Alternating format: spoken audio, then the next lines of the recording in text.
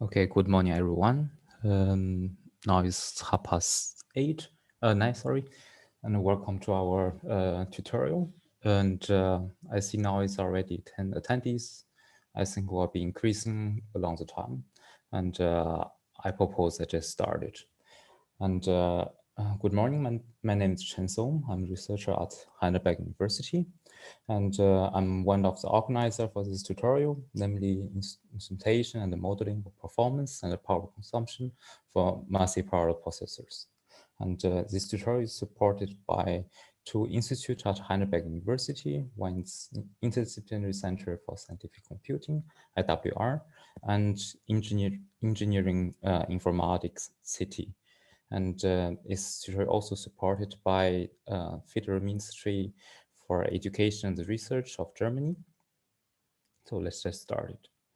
And I would like to start a few words with our project. And this project we're working on so-called GPU Mekong project, Simplified multi-GPU programming.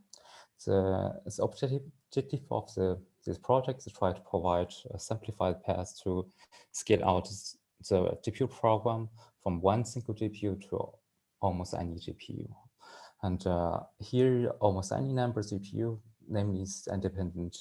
They're located as one host or located as cross cloud or class and so on. And the project tried to avoid some hybrid solution, such like the combination of CUDA or OpenCL with method present, and try to maintain maximum the simplicity and efficiency of the GPU program by means of their native program model, such that in order to obtain the maximum efficiency. And as I said, the funding is by the Federal Ministry of Education and Research of Germany, and it's from 2017 to 2020, around almost 3.5 years. And this project is hosted at Heidelberg University, and it's a joint project from two research groups. And one is Engineering Mathematics and Computer Lab, EMCL, at Mathematics Faculty. And another one is the Computer System Group, CSG, at Informatics Faculty. I would like to give a few words about the name Mekong, and we are literally referring our project Mekong name to the Mekong River. As we all know, the Mekong River is one of the longest river in South Asia.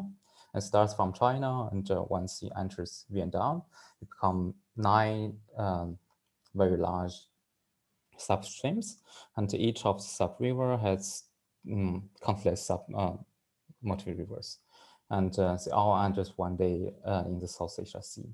And we feel literally the name align very well with the idea of the project. By means of the Mekong project, try to transform one huge data stream to multiple complex data stream and end up to different computer nodes, and such as simplify our computation.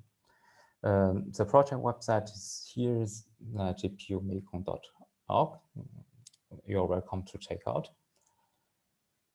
And as a research team, as I said, the two groups. One is EMCL, led by Professor Vincent Herbelin, and 3 members, Chen Song on the left, myself, and our former PhD student, Sotius Nikos. He was mainly working on the power measurement collection and model training. And Simon Gavlok was also our former postdoc.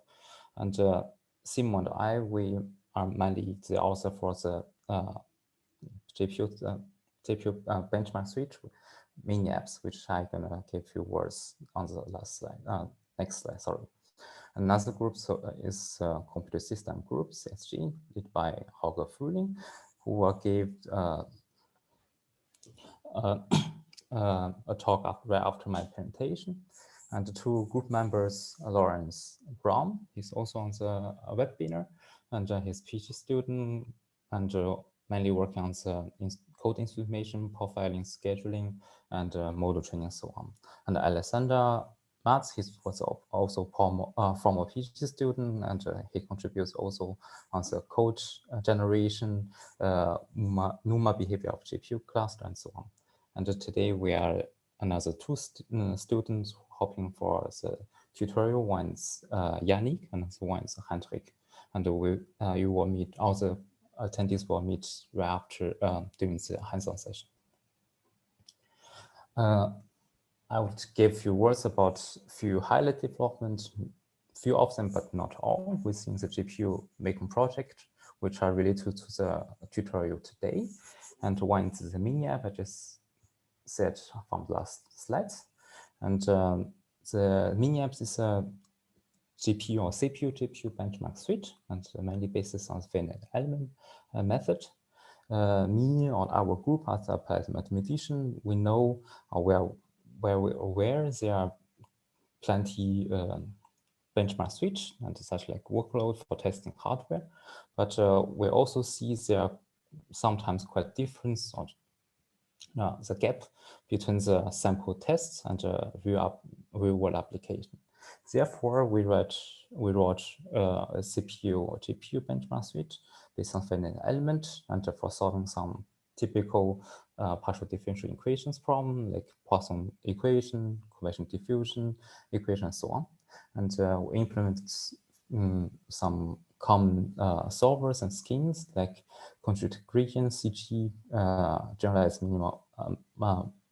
manualized residue method, and the multigrid, or mostly focus on the geometry multigrid method. And we implement the general setting like general linear algebra by means of setting all the matrix and picture and solving the linear system. We also implement the matrix-free version, which switch the compute from the memory bound to the compute bound application. Another project called CUDA Flux is a lightweight instrumentation profiler for CUDA application. Is wrote by Lawrence Brown, and it's very lightweight and fast profiler. Is PTX level based, and mainly based on LLVM compiler, which has huge development community. It's very convenient to use, and it's also very low overhead. As tested, CUDA Flux about 5 or 6 times faster than NVIDIA profiler and MIPROF. And another one is the GPU Mangrove project. Is also part of our tutorial. It's a performance power prediction model, and it's a machine learning based model. Therefore, it's very fast to use and also very easy workflow, which we're gonna give a few words today. And all the 3 projects are open source projects, and they can easily be found on the general GitHub.com or our locally host GitHub repository. And they must be very convenient for all of you to use and contribute, push, clone, and so on. And now back to our tutorial. And today's the tutorial. So the title, the massive processor, which most precisely means in our tutorial is the GPU application. And GPU application, we all know, is typical example for heterogeneous computing. And therefore, the question would be how we place the compute or the workload on which compute unit. And normally, this kind of work should be handled by the scheduler. And scheduler needs such kind of information to make decision. Therefore, a goal or reasoning model, predict model can be very helpful for scheduler. And therefore, we developed the predictive model, most focus on the computation performance and the power consumption, because we all know at first point, performance is always times less go for any kind of computation. And the power consumption noise is also one of the main matrices for designing compute architecture, also algorithm, and so on. And this work is published already in the Otaku paper, which already officially published 2 months ago, the so-called a sample model for portable and fast prediction of execution time and power consumption of the GPU kernel, which is listed here. And in this paper, we summarize our model with 3 main features, which are simple, portable, and fast. Simple here means our model only relies on the very few feature or limited feature, which can be obtained with minimum overhead. And there's also kind of generality of the model. And as portable means here, it's easily transported to other GPU architecture. And on one sense, we try to list this, we try to already provide some already trained model for several kind of GPU. And once as a user, you want to predict the power consumption and the performance on this kind of specific GPU, you can directly use our trained model. Once you want to train our model on some new GPU, which are not listed in our repository, you can easily use our workflow and train the new model on another kind of GPU architecture, which is very easy to transport it to any kind of GPU, because our features and the data we use is very general. And as I said already twice, and the model is based on machine learning, therefore the prediction time is very limited. And based on my description, I think the work mainly contains 2 parts. One is about instrumentation. Instrumentation here means code implementation. And in the machine learning lingo, we can understand like the feature collection. And another part also the performance and the power consumption instrumentation. And in machine learning lingo, we can understand like targets. And of course, the second part, how we trained such kind of predictive model using what kind of method. And the length of the tutorial is 2 half days, a full day. So for the morning session, we will be really focusing on the background methodology. And on the afternoon, we're mainly focused on the hands-on session with some toolings experiments. Again, if you're interested, please just have a look on our publication, and we're happy to have contacts at any kind. And here is the program for today. And after my introduction, Holger will give 20 minutes a presentation about general introduction for GPUs. And from 10 to 10:30, Lawrence will give a talk about implementation in general. And we will make a virtual coffee break for 45 minutes. And we will restart at 11:15. And Lawrence will start 2 sessions. One is about implementation for performance and power. And another one is about building predictive model until 12:15.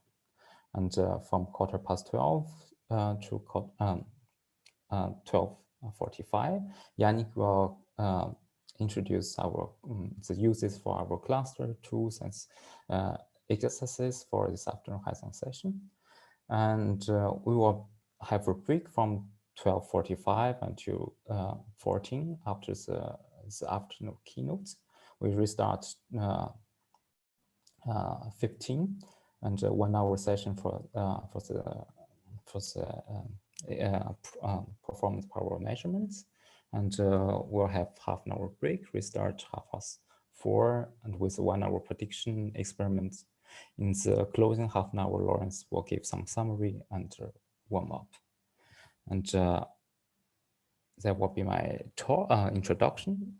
I thank you very much for attention, and I wish you all enjoy our tutorial.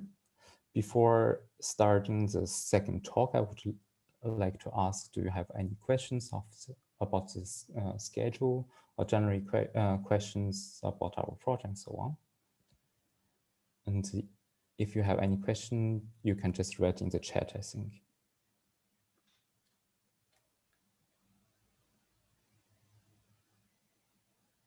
Okay, I didn't see any questions, then I would give the stage to Holger, and who gave the second talk about general introduction for GPUs. Holger, It was please. a technical question actually from Mosen regarding the instructions for the hands-on. I guess Lorenz can shed some light on this, but I suppose we are handing out instructions a little bit later today.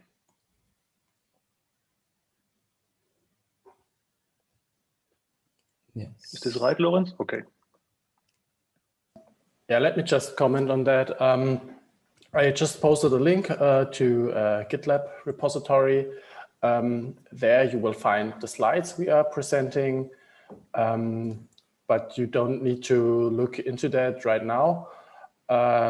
We will come to that, and when we are about to start, Yannick will introduce you to the exercises and all you need to know.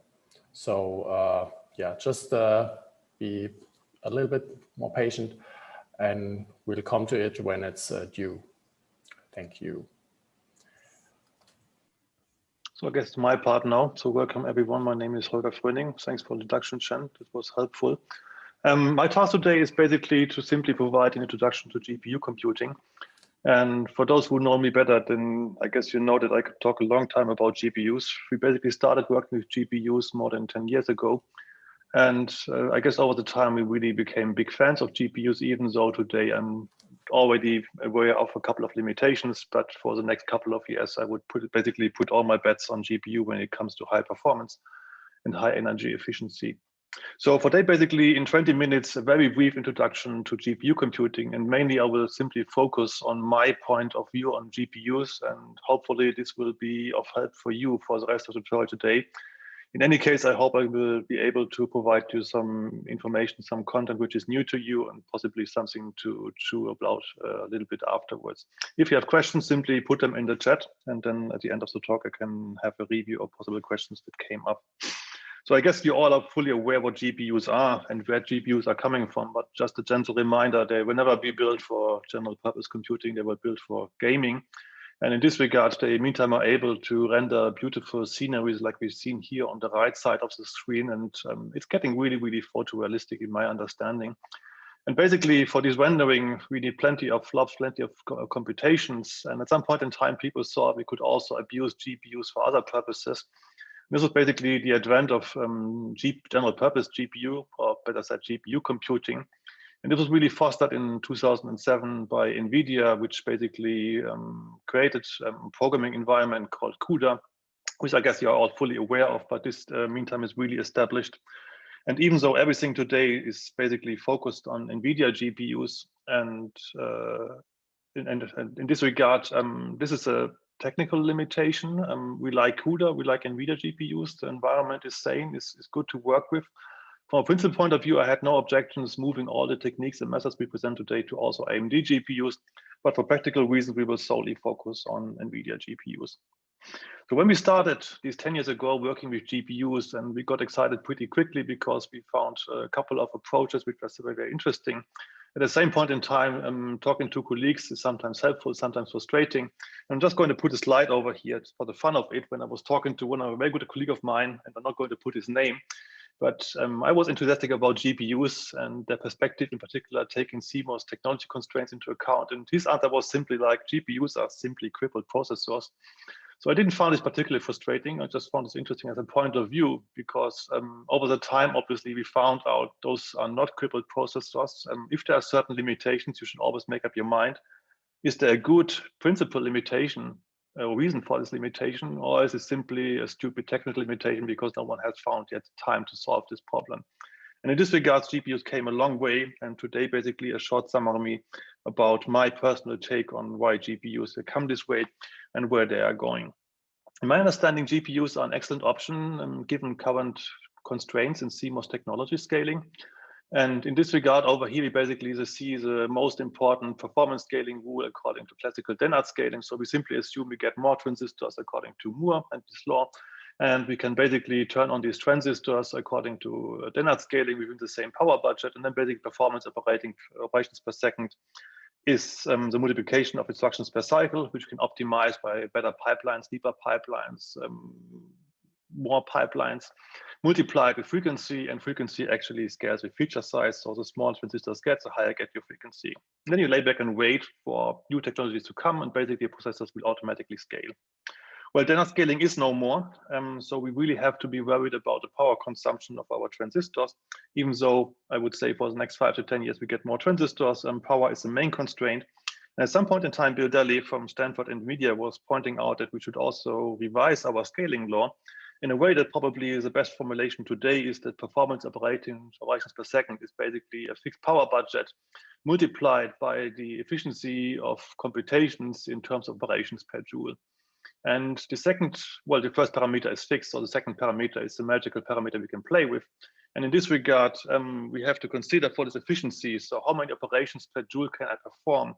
We have to distinguish basically our operator cost and our data movement cost. And this is so fundamental that from a principal point of view, I basically always try to shape our group's research into two regimes. So the first regime after the end of data scaling, we're basically focusing on the operator cost. So can we reduce the cost in joules for a certain operation? And as we do so, we can possibly improve our efficiency and multiply by a fixed power budget. At the end of the day, we get a nice performance scaling. And with regard to the operator cost, there are different possibilities. So one is certainly specialization. We can create more specialized processors, which are hopefully more energy efficient in their computation. And in this regard, what we definitely see is that GPU computing is one of the prime examples in this regime of operator costs. The second regime of data movement costs will not be the focus or the topic for today, but in general, you can make up your mind at some point in time. Most of the energy doesn't go to the operator, most of the energy goes to the data movement. And then there's a very good question if the GPU is still the prime solution for this certain regime over here.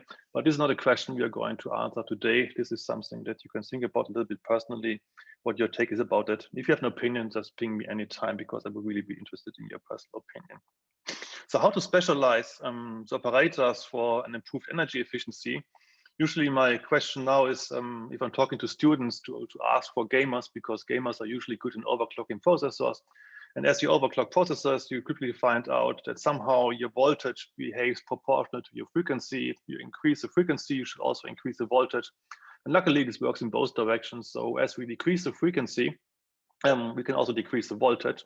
And this basically turns this CMOS power scaling law we see up here into a simplified model, which basically is proportional to frequency cubed. So basically putting or reducing frequency to 80% cubed is 8 times 8 times 8. These are powers of 2, so 512, 50 by 2 digits. At the end of the day, you end up with about 50% of the power consumption you had before, which basically means in the same power budget, you can implement more compute cores. This is one key ingredient of GPUs. The other key ingredient is that basically you revert from super deep, super complex, super scalar pipelines with speculation and prediction everywhere to very, very simple in-order pipelines like shown over here. And then you take these super simple building blocks, you replicate them many, many times, and you end up with this massively parallel, but at the same point in time, highly energy efficient building blocks. And for the GPU ninjas among you, there's no surprise that this looks like a streaming multiprocessor of a GPU, so one of the cores of the GPU. And that's exactly what it is. The key question for me is always, it sounds very reasonable to go massively parallel, but how do we organize this huge amount of parallel execution units? And in this regard, I would like to remind all you guys of a very old paper from 1990, where Leslie Valiant was proposing a model which was called bulk synchronous parallel to somehow provide a scalable model for parallel computations. So I guess most of you have heard about this model a long time ago, at least most of my colleagues do. And anytime I talk to them, they basically say, yeah, there's this model where people are talking about a super step. We basically have a computational step consisting of 3 phases. We have computations here shown in green, followed by asynchronous communication, which only gets synchronized when we execute a global synchronization step. And then we repeat this super step again and again in a lockstep fashion. And nicely, most problems from scientific technical computing nicely map to that. So they ask me, what's the magic about that? I guess you already noticed that this possibly translates to kernel launches, which is completely right. But actually the magic in this paper is somewhere else, because this is only one of 2 parts Leslie was talking about. And the other part is what most people don't know. He was also talking about the parallel slackness as a ratio of virtual processors V compared to the physical processors P. So a physical processor P possibly nicely translates to an execution unit. I would like to avoid the term core in the context of GPUs. But what the heck is a virtual processor V? Well, simply consider any kind of thread or process and execution as a virtual processor. And then basically Leslie was proposing that the only promising option to organize this huge amount of parallel execution units is basically a very, very high parallel slackness.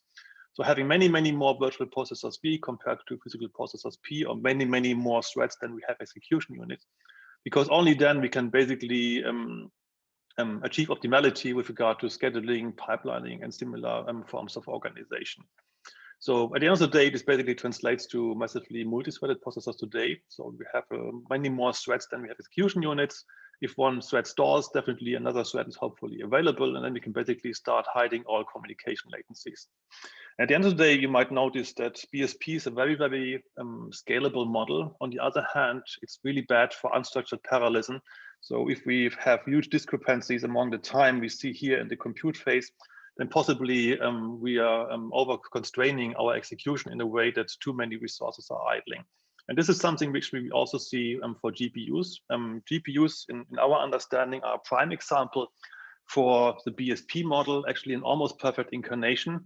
From a software point of view, the GPU is simply a programmable many-core scalar architecture with a huge amount of scalar threads to exploit its parallel slackness. We get some short hints about some issues with regard to SIMT, so a single instruction, multiple threads, raises some questions in this constraint. On the other hand, from the hardware point of view, we quickly observe that a GPU is actually a programmable multi-core vector architecture. And if I phrase it like this, you might ask me now, what the hell is the difference to a CPU? Well, down there in the hardware, I don't think there are many differences. The difference really comes when it moves up in the compute stack to the software, to the user, that basically a GPU is a vector architecture, but it hides its vector architecture. And the only notion we get of this vector architecture is basically the SIMT organization, where multiple threads are being packed in so-called warps. And those are basically afterwards executed in a vector-like fashion. So at the end of the day, a GPU is also a vector architecture, quite similar to a CPU, but it does a very, very decent job hiding its vector units. And my personal opinion on vector instructions is quite strong. I don't like them. So in this regard, GPUs are definitely, for me, a very, very strong candidate to overcome this limitation. Of course, there's a price to pay. Scalar threads are an illusion. So GPU hardware bundles threads into warps, could be statically, could be dynamically, depends on your GPU. And then basically warps run in a lockstep fashion on this vector-like GPU hardware. The principle behind this SIMT is that basically that multiple threads, or basically all the threads of a warp share one single instruction stream, which then of course allows on one hand to execute them very efficiently using vector units. So you only fetch instruction one and then you apply it multiple times to different data elements, simply following the vector structure. But on the other hand, if we look at the code example like shown here on the right, where we have done some divergent control flow. So basically over here with ID, we determine a certain ID of a thread. And then based on this ID, we basically decide if we call this first function or the second function. And if we now imagine that multiple threads are part of the same warp and they actually enter this if clause or this if statement, we definitely will see divergent branching. So only one thread is selected to call foo1, while all the other threads are being selected to call for foo2. And on the other hand, as they have to share this single instruction stream, the question is, how does the architecture handle this? And at the end of the day, what is happening is that basically the GPU will execute both control paths for all the threads of a warp and will simply use masks to hide the results of branches which are not supposed to be taken. And of course, it doesn't sound efficient at all because many threads are entering an if clause where they're not supposed to be, executing unnecessary instructions, and then afterwards simply masking out the results. But this is basically the so-called branch divergency problem, and this is the price to pay to hide the fact that GPUs are a vector unit, a vector processor, sorry. And so one key part of GPU is definitely to handle this, to tackle this. And if you write a GPU code, you should also always keep this branch divergency in mind. I already mentioned there are different forms of warp grouping. So we see over here static grouping for some older GPUs, dynamic grouping for some more recent GPUs. I get the question quite often if dynamic grouping doesn't solve completely the branch divergency problem. I personally don't think so. This is yet not enough understood in detail, and we can surely assume that a certain overhead to pay when the GPU looks at all the different threads in different warps and tries to reorganize them in a simpler fashion. If you somehow want to learn more about it, there's a nice link over here to some CUDA blog posts. Not that detailed, obviously, because that comes from the vendor, but shedding some light on this thing. And if you somehow want to escape this dynamic grouping, then there are a couple of hints over here how you can do so. But fundamentally, even with dynamic grouping, the branch diversity problem is still there. It's probably less prominent because over the time of the execution, the GPU can handle this much better. But I would not state it in a way that the branch divergency problem is completely solved. The other thing about GPUs is that they're evolving. So with this slide over here, I'm not trying to scare you. I'm just trying to provide you an overview of the recent developments in the GPU context and possibly also a short comparison to CPUs. So basically mainly focusing on the P100 over here compared to the CPU. Then we obviously see there are many, many more cores, which are basically being called streaming multiprocessor, shortly SM for the GPUs. At the end of the day, you see that this translates to a huge amount of execution units, which people call CUDA cores afterwards. So if a CPU has dozens of these cores, possibly a GPU has thousands of execution units. We see a reduced frequency. We see actually an effective vector width for a GPU, which is based on this warp organization, which is much, much larger than for CPUs. We definitely see that theoretical peak performance is much larger compared to the CPUs. We also see that this also results in the fact that even though the power budget for a GPU is typically higher compared to a CPU, at the end of the day, you get more flops per watt. And then it basically brings us back to my introduction slide on the performance scaling, where performance operations per second is basically the product of the power budget in watts multiplied with the efficiency in operations, or in this example, gigaflops per watt. The other thing to keep in mind is that GPUs still seem to scale well. So obviously for CPUs, we see that scaling has stopped. There are much less reasons to buy a new CPU compared to before, maybe 10 years before. On the other hand, we see that for the GPU, when moving from generation to generation, we get a quite decent scaling in various metrics. In particular, it seems to me that increasing the amount of streaming multiprocessors, aka cores, is somehow still scaling over time. If you would ask me about the main limitation for a GPU, well, on one hand, we have a rather high power budget. So this should be somehow in line with your computational infrastructure.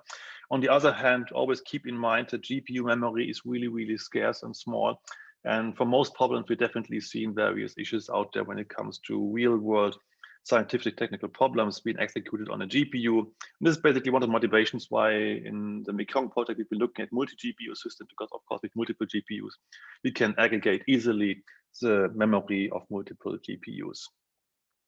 To sum up things today, in a nutshell, for us, GPUs are one of the most promising compute options today, and I would still put my money on this for the next couple of years.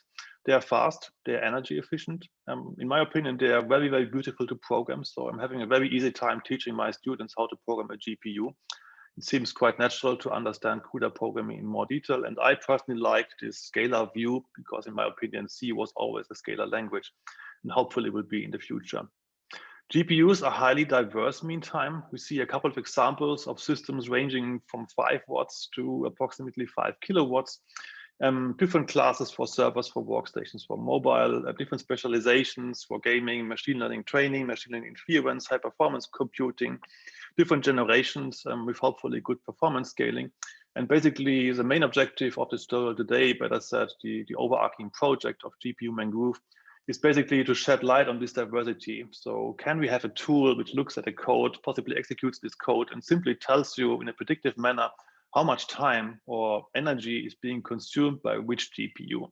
And of course, this has many, many advantages for various provisioning use cases. So if you want to buy a new data center, such a model could tell you which GPU to buy. On the other hand, if you think, for instance, about schedulers, a scheduler would also benefit from this because at a given time, it can reason about what is the best processor for a given task, and then simply try to schedule the task on this particular processor. And this processor might be a super tiny embedded GPU because of the nice low power budget, or it might be one of these big honkers as shown over here, because we have a super computational or memory intensive task, which definitely requires or will benefit from also a huge power envelope. So this is basically all from my side. I was hoping to create some kind of right atmosphere to think about GPUs from the right manner. And I guess it's now time to questions. If you have questions, simply put them in the chat. Otherwise, I would basically hand over to Lawrence when it comes forward to the first introduction regarding instrumentation.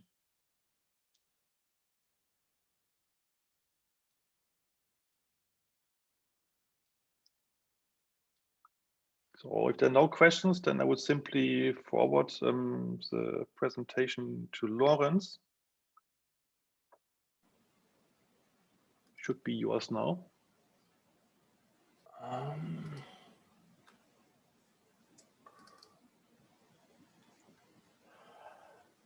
Okay, yeah, thank you.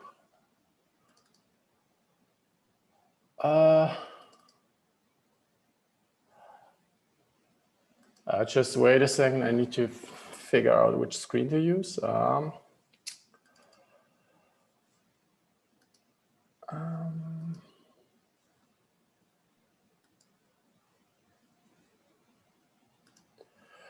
Okay, yeah, now it should work. Yeah, now I will tell you a bit more about the instrumentation we are going to do. The things you will learn here is how you can instrument GPU applications in order to measure the execution time of kernels and the power consumption of kernels. For the power consumption, we use the on-chip power meters, so you do not need any fancy tech to do that, but more on that later. And yeah, we will also introduce you to some basic machine learning and to create the models. So yeah, why do we do this? Most of you will know that GPUs are quite important on supercomputers, and especially for power efficient supercomputers. For example, 7 of the top 10 supercomputers from the green top 5 list use NVIDIA GPUs. Yeah, climate change requires us to optimize power efficiency. And as we constantly bring out new hardware and software, we need to understand what this kind of new development brings to the devices and how performance behaves. Yeah, so we see multiple use cases. One would be performance optimization. So we want to improve the performance of the kernels. Another one would be building prediction models for performance and power. And those could then be used in scheduling, which can be optimized. So yeah, why do we need better prediction models and profiling methods? There are many models that already exist, but usually it's quite hard to add new GPUs to your approach. Chen earlier mentioned that it's quite easy for our approach to add new GPUs because we have features that do not depend on actual GPU hardware. They only depend on the code and the data set that is being processed. And we even can take these metrics and use them on newer hardware. And yeah, CUDA Flux is quite lightweight when it comes to the data collection. So this is also better. Here's an overview on currently available tools that you would usually use. Many of you will probably know NVProf. It's quite versatile. You can use it for many things, but if you are getting lots of metrics, it can get slow really fast. And then there are approaches like GPU simulators, and we all know that simulators are also quite slow, even though they give you a great insight into what happens on the hardware. So instrumentation-based approaches are better there. There are a few solutions there. In my opinion, if you want to go really deep into the assembly, which is executed on NVIDIA GPUs, you could also use NVBit or SASI. But since we want to stay on PTX level, because that gives us the portability across GPUs, yeah, we chose CUDA Flux, which obviously was developed to support our work there. Yeah. Of course, we have a disadvantage because yeah, we have no things like cache hit rates. There's a question from Mats. I will address it right now. He asked, how do NVIDIA tools like Nsight compare here? I must say I did not work with Nsight a lot. I only used it slightly. I think you have basically the same means of getting metrics like NVProf. So you still have overhead there. I do not know how if they collect PTX metrics, but I assume they are using the onboard registers for instruction counts and so on. And those are usually not PTX based. So it's a little bit more in depth, but it really depends on what you are aiming for. For example, if you are not aiming for portability, you may get better results because you know much more about the device, like cache hit rates, for example. Yeah, let's continue. Our approach is portable performance and power prediction, and we want also to be fast and lightweight. And on the right side, you see a graph here, and this is a control flow graph, and you could color this by using CUDA Flux and looking at the execution counts of each block, so you know which code blocks are executed the most. So it's yeah, basically a handy tool. For CPUs, I think this is available since a long time, but for GPUs, I don't think I have seen that yet. Even though I have to admit we do not have this automated, so some manual work is needed to get such a nice plot. Yeah, let me tell you a little bit more about CUDA Flux, because it's very essential for our work. It is an LLVM-based profiler, since Clang can compile also CUDA code. It's very nice to be able to use LLVM for this kind of work. We are profiling on PTX assembly, and we do that by instrumenting each basic block in order to count how often it is executed, and later we can look at the PTX code, and we know what kind of instructions are in each block, and then we can calculate the executed instructions.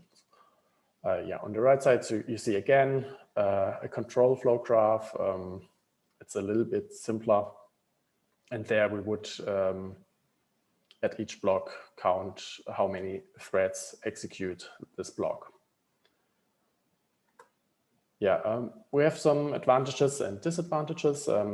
We are very portable, low overhead, but we have less precision because we don't know anything about dynamic hardware effects, and we need to use Clang instead of NVCC, which brings yeah, some changes to the build system. Yeah. Now, let me tell you more about instrumentation for performance measurements. But before that, if you have any questions, I'm happy to answer them. Okay. In that case, let's continue.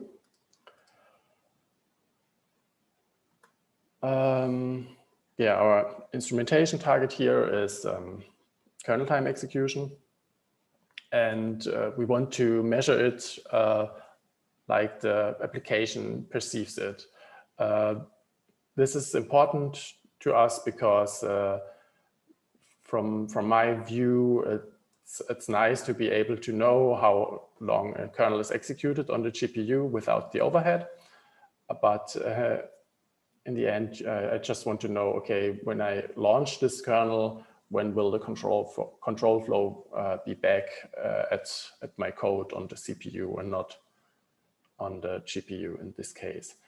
Yeah, we of course need to gather some statistics, and there are multiple options. You could aim for the mean, which is the average execution time, which usually works fine. In our case, we choose the median because it's usually close to the typical execution time, because we have some variance there. Sometimes it's important to capture that.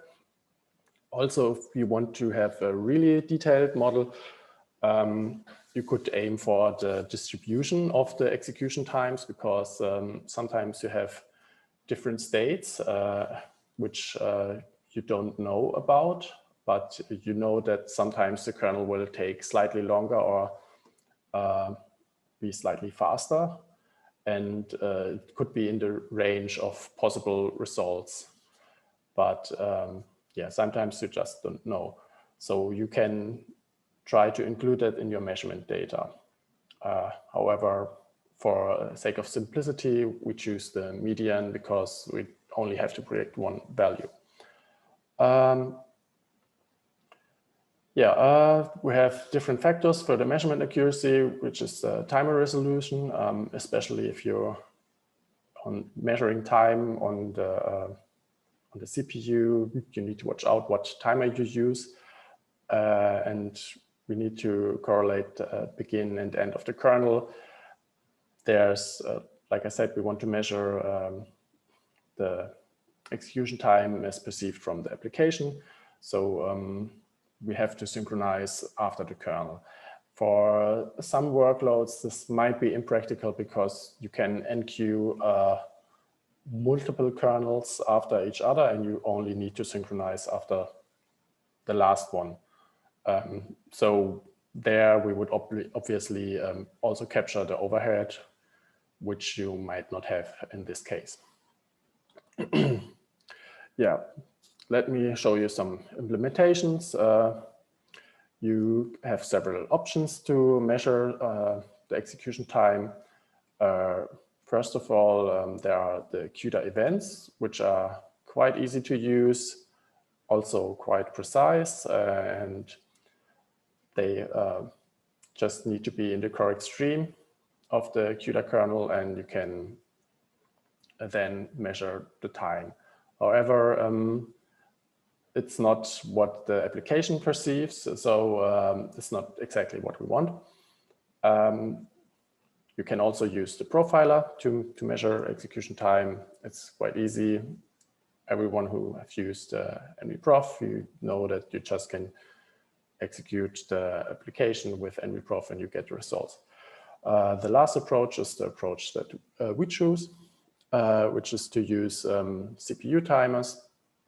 And you see here that we need to synchronize after the kernel launch. Yeah, so we have a few constraints. We can only measure a single kernel at a time because executing multiple kernels at the same time will lead to a competition between resources and possibly sharing of streaming multiprocessors, and therefore give not an accurate result. Host code should also be executed single-threaded, because if we work multi-threaded, we might have some weird interactions with the CUDA API, and this can also change results. Also, since only one kernel should be measured at a time, we also don't want multiple streams, which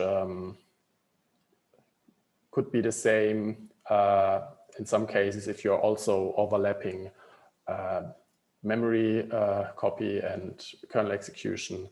I would avoid that because there you could compete for memory bandwidth.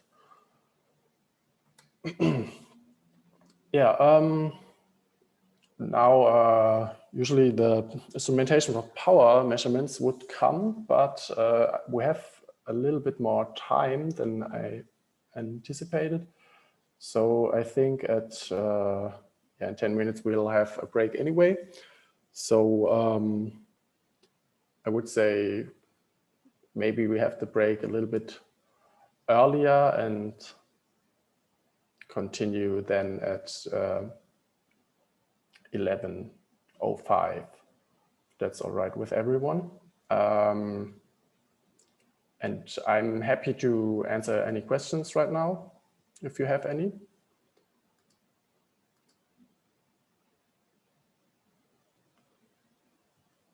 Okay, I'll give you a little bit more time. Since I have a little bit more time right now, I wanted to ask if all people here in the panel want to attend the hands-on, because last I checked, there were about 24 people, which is totally fine. We can accommodate that. However, more than 30 is not really possible, because then I think the tutorial might take a long time, because measurements and compute resources will take a while until they are finished. So I'm not sure if we already pointed out that we got some nice Amazon Cloud GPUs for the hands-on part, and of course this costs money, so that's the reason why this is limited in terms of users. But I agree with Lauren, it would be good to find out who of you is going to take part in the hands-on part. I'm not sure, Lawrence, can you create a poll or something over here? I don't know.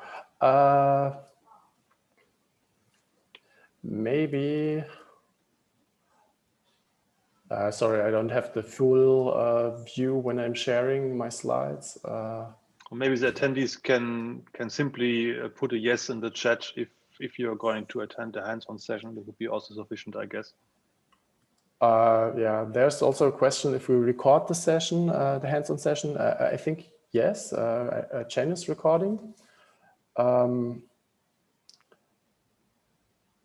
Yeah, I also received. One yes.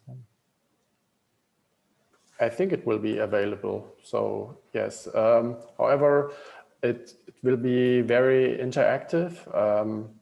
So I can only recommend to attend if you are interested, because then you can ask questions. I know that some people also filled out the form that I sent per mail and said they definitely wanted to attend. Yeah, and right now we have 23 attendees, so it should be no problem because of capacity issues. So I guess we can also try to solve this later, but we need to give you the login data. Okay. Probably we can create a online pool doodle during the break, and for the second half session of the morning, and everyone could fill the name, and we have something like 2 hours for the lunch break anyway. Yeah. And we have enough time to set off for the people who really want to attend. How about that? Yes, and maybe also we have only 23 attendees. I mean, we are planning for something between 20 and 30, so this is perfectly fine. But I was wondering if we should somehow change the default setting over here that attending people can also on their own unmute their microphone, because I think for an interactive session like a tutorial, it would be much more helpful. Okay, I will check the setting from the Zoom. Okay, I guess we'll figure that out in the break. Yes. Since we are now almost at 10:30, I would say, yeah, let's continue at 11:15. Yeah, I got a little bit more ahead in time, so it's no problem. Yeah. Okay. In that case, see you after the break. If you have any questions, please ask us. We will try to answer as good as we can. Yeah, so for now, thank you very much, and we see you after the break. Okay, talk soon.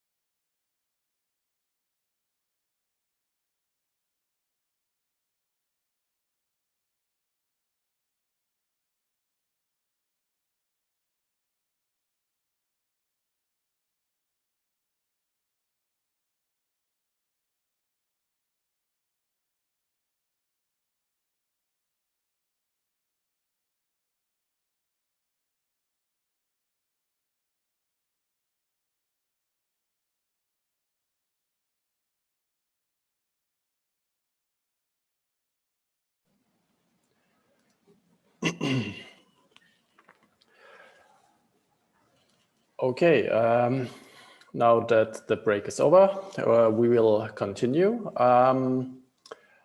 We decided during the break that we will give you the priority to talk, so we can have this session more interactively. So yeah, you can just ask your questions and you don't need to type them. Yeah, and we really want to encourage you to talk to us if you have questions. Yeah, if you did not already, let us know if you need an account, and Hendrik and Yannick will later give you the login credentials. So you can log in to our cluster on which we will do the hands-on. Yeah. So now I just give me a second. I give you all the talk rights, and then we will continue with the slides. 1 second, please.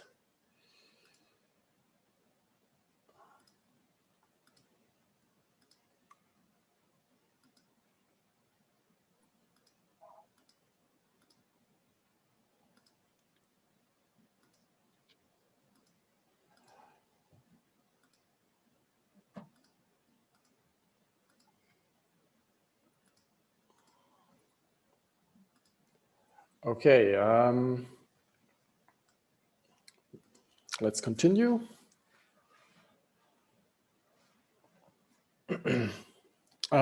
Yeah, we will also instrument for power consumption on the devices. Instrumentation target is power, of course, and when we measure this, we can measure this on system level or on device level. Of course, when we measure on the system level, we need to take into account that not only the GPU is using power, but many other power consumers. Therefore, this measurement is a little bit more noisy, even if we take like a measurement to measure the baseline energy, power consumption. We may have increased power consumption because the CPU will also do some work during the benchmarks.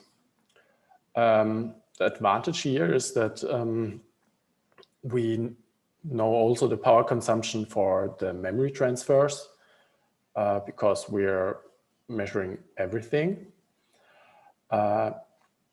But yeah, it's quite noisy, and also usually external measurement devices are needed. We measure on device level, allows us to correlate better the kernel executions to the power measurements. There's only a single power consumer. The power supply unit is also not that important because we just directly measure what the device consumes. Main factors here are the sample rate, sample resolution, and how good we can correlate the power measurement to the begin and the end of the kernel. Sometimes it's there's some delay, so it's not entirely a perfect measurement.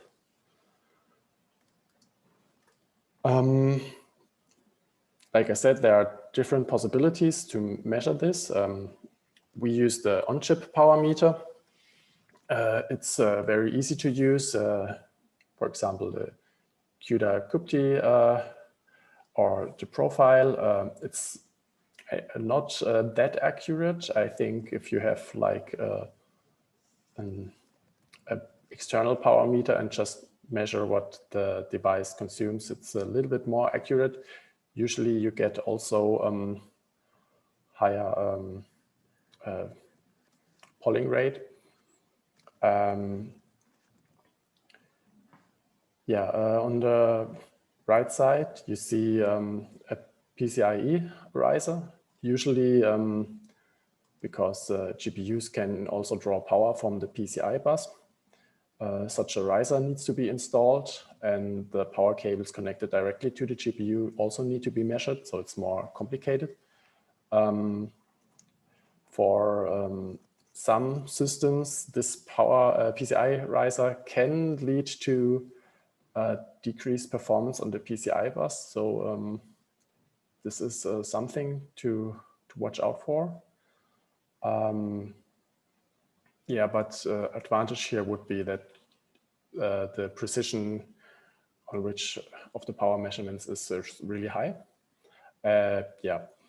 And like I said, we also can measure the complete system. Just take the power plug and measure what the system draws. It's less accurate, but it's quite easy to set up. Requiring an external measurement device has also some disadvantages when you don't have the GPUs where you are working. If you're working in the cloud, for example, this becomes impossible. Therefore, we think that on-chip power meters are really, really handy because they allow us to use many different GPUs without the need to being physically there where we take the measurement. Here's an example on how you could measure power using NVML, which provides us with an API to measure all different, to ask all different, a lot of things of the GPU device. And well, the main call here is the NVML device get power usage function. Gives us the power in milliwatts.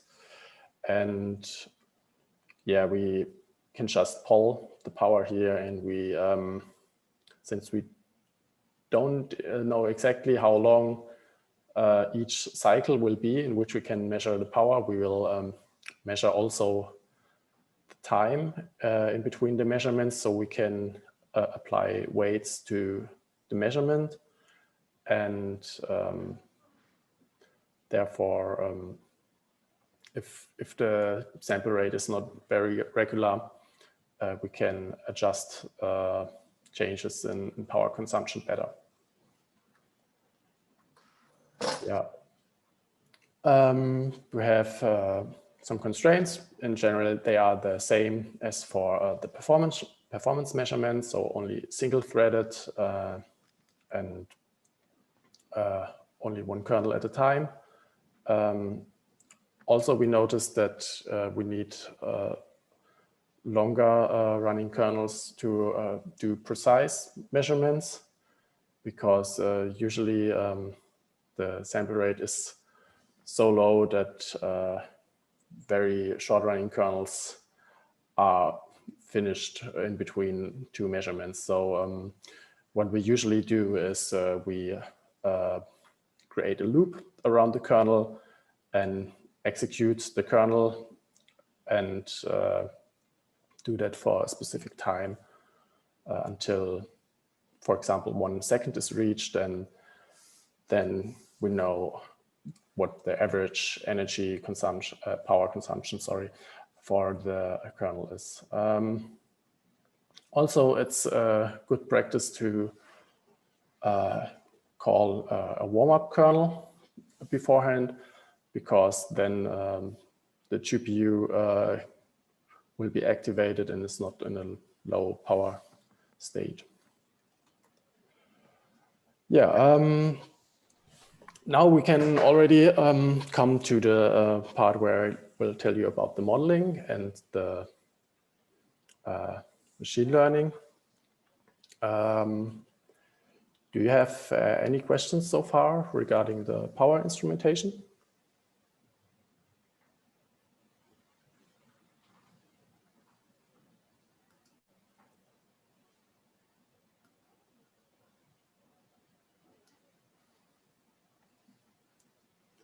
Okay, I guess not. If a question comes up later, it's no problem to ask. Yeah, so maybe we can get a little bit more interactive here. We want to model execution time and power consumption of GPU kernels, and yeah, we need to have some features, and yeah, what are good metrics which make good features. The most obvious feature is the instructions executed. On the right side, you see the time over the instructions executed.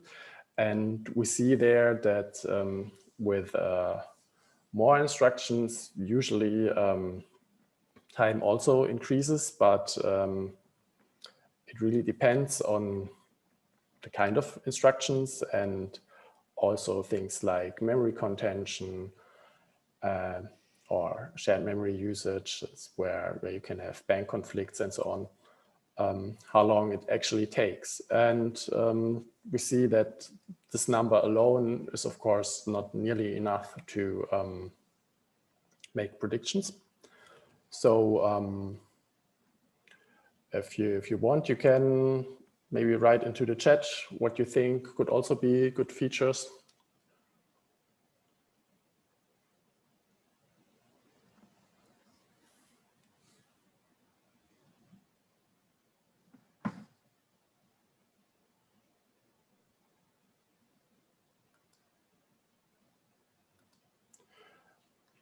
Yeah, we have memory references. So probably you mean memory access, I guess. Yeah, memory access. Yeah, it's a good feature. Anything else? Some operations are usually quite expensive in terms of time.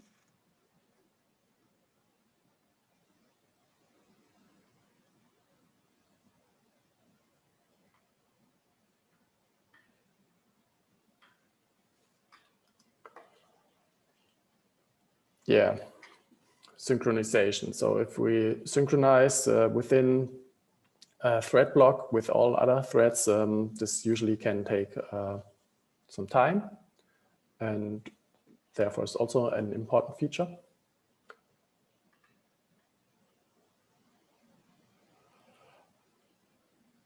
Atomic conflicts, yeah, atomic instructions could be also quite important. However, since we don't have insight on what's happening on the hardware, we cannot really know if there are conflicts of atomics. Yeah, Mats asked if it's possible to measure warp scheduling actions. I'm not sure exactly what you mean by warp scheduling actions. In theory, it could be possible to measure which warps are active on a point of time and which are not, but I think that would make it really complicated. Yeah, let me just show what I have on my list. The next item there is floating point operations, also quite obvious because often we give the performance of GPUs as floating point operations per second. Memory footprint or memory accesses. The size of the thread grid can have an impact on the execution time, because if we have a small GPU, which only a few streaming multiprocessors, a large thread grid will take longer. Of course, this changes with bigger GPUs, but we train a model per GPU, so the model should usually be able to learn the threshold when not all blocks can be executed at once. Things like flops per load, which indicate memory or compute boundness, could also help. And yeah, like Bernhard said, synchronizations are also important. So let me tell you a little bit more about the portable code features we use. We have CUDA flux, and these features, because they are based on PTX, are portable, which means we measure them once on any GPU, and when the workload is deterministic and no randomness is included, they will be the same on all the other GPUs, which is usually the case in these kinds of workloads. And yeah, the creation of new models for new GPUs only requires us to measure time and power consumption of the kernels. Usually in machine learning, we have a matrix X, which are the features, and a vector Y, which are the target values. And the features stay the same, and only the target values change, and we then yeah, train a new model. Yeah, for us, instruction counters are very essential. Most of the features are based on one or multiple instruction counters for specific instruction. Yeah, we have chosen PTX for the abstraction level of this model because it's portable. In theory, we could have chosen abstractions on the programming language or the LLVM IR, which is an intermediate representation inside the compiler, which is very similar to assembly, but actually only on a virtual level. Yeah, and there's SAS, which is the assembly which is executed on the GPU after the driver translated the PTX. But yeah, we cannot use that because we want to be portable across different GPUs. Yeah, we provide some feature engineering to get better information out of the metrics that we get from the profiler. Because we have many different types of instructions, and most of the time, whether we have a floating point addition or subtraction is not that important. So, for example, we can aggregate these counters. Also, what usually is being done that in feature engineering, features are standardized or normalized. Or in our case, we performed aggregation and generation of polynomial features. An example for polynomial features would be we have memory loads and stores as metrics from the profiler, and these have different bit width, and we add the loads and stores up, and we weight them by their number of bits they are loading or storing. So we get the memory volume that is being read or written. Yeah. For the model, we have chosen random forest. It's quite fast to train and also to predict. uses not this many resources than neural networks, for example. We had to weigh between the resource usage and accuracy, and yeah, random forests are usually not so heavy on resource usage and quite accurate if the input and output is not too complicated. But downside is that random forests usually overfit, but we address that with the training method, of which I will tell you something about later. Also, an important factor is how much training data do we have and what is the quality of the training data. We have, I think, 189 individual kernels, and we used as many different workloads as we could.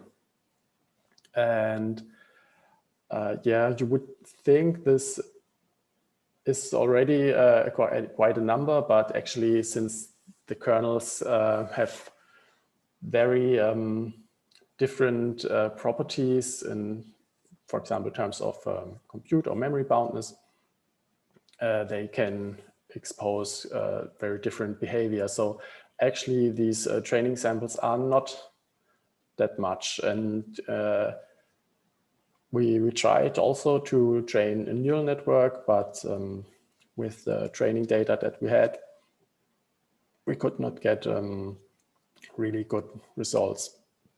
So random forests also work well with even a few samples. An important downside is that random forests cannot really perform interpolation outside of the range of the training data.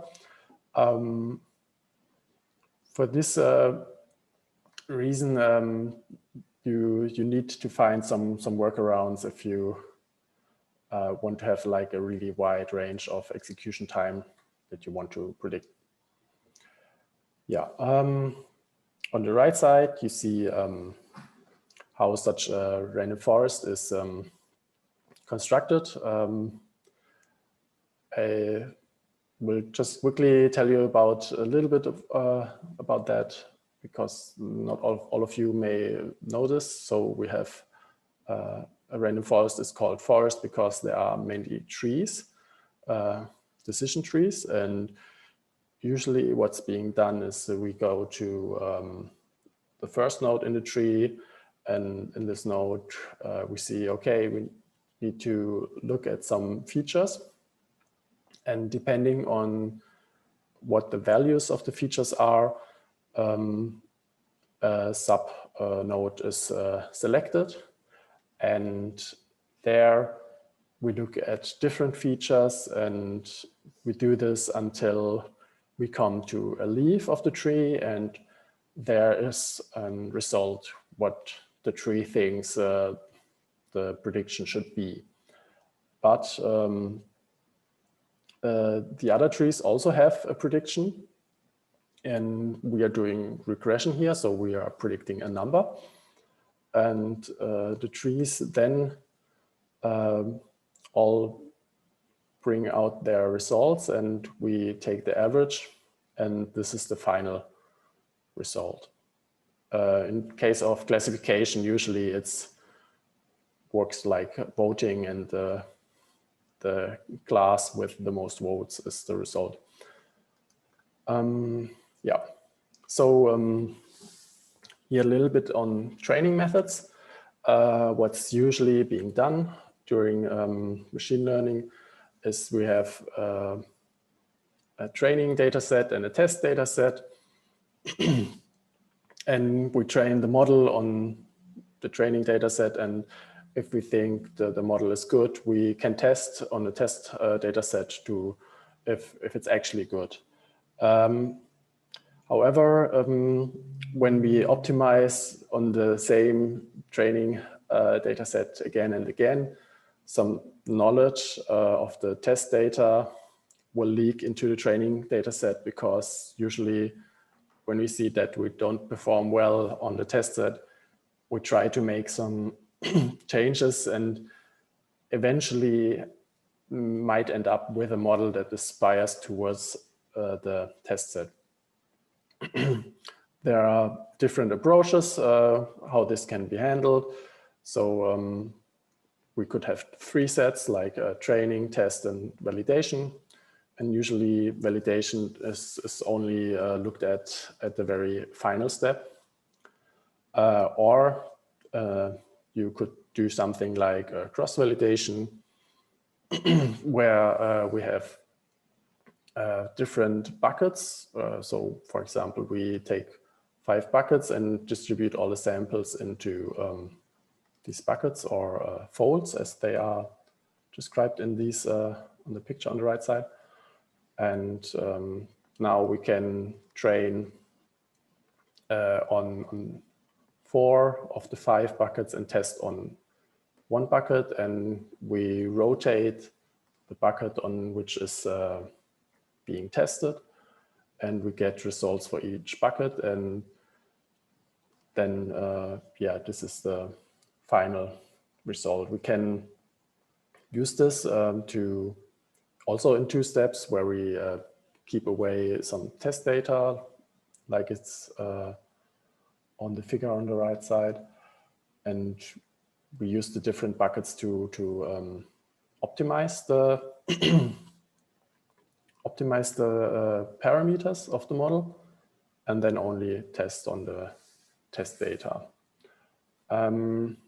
It's computationally expensive to perform this many trainings and evaluations of the models, but it usually works really well when you don't have that many samples, because yeah, you can reuse lots of samples. Many machine learning data sets don't need to do this, because they have lots of samples and sometimes also augmented samples. But here it really improved our results. Okay, almost done with the machine learning part here.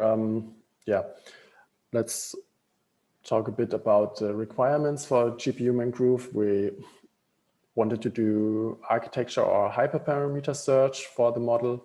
We want to validate the model, and we want to waste as few data as possible, because yeah, we don't have that much. And there's a more advanced technique that can be used with cross-step validation, which is nested cross validation, where there are 2 steps where in 2 nested loops an inner cross validation is performed to select the model parameters, and then in the outer loop we will try to validate how good the results are.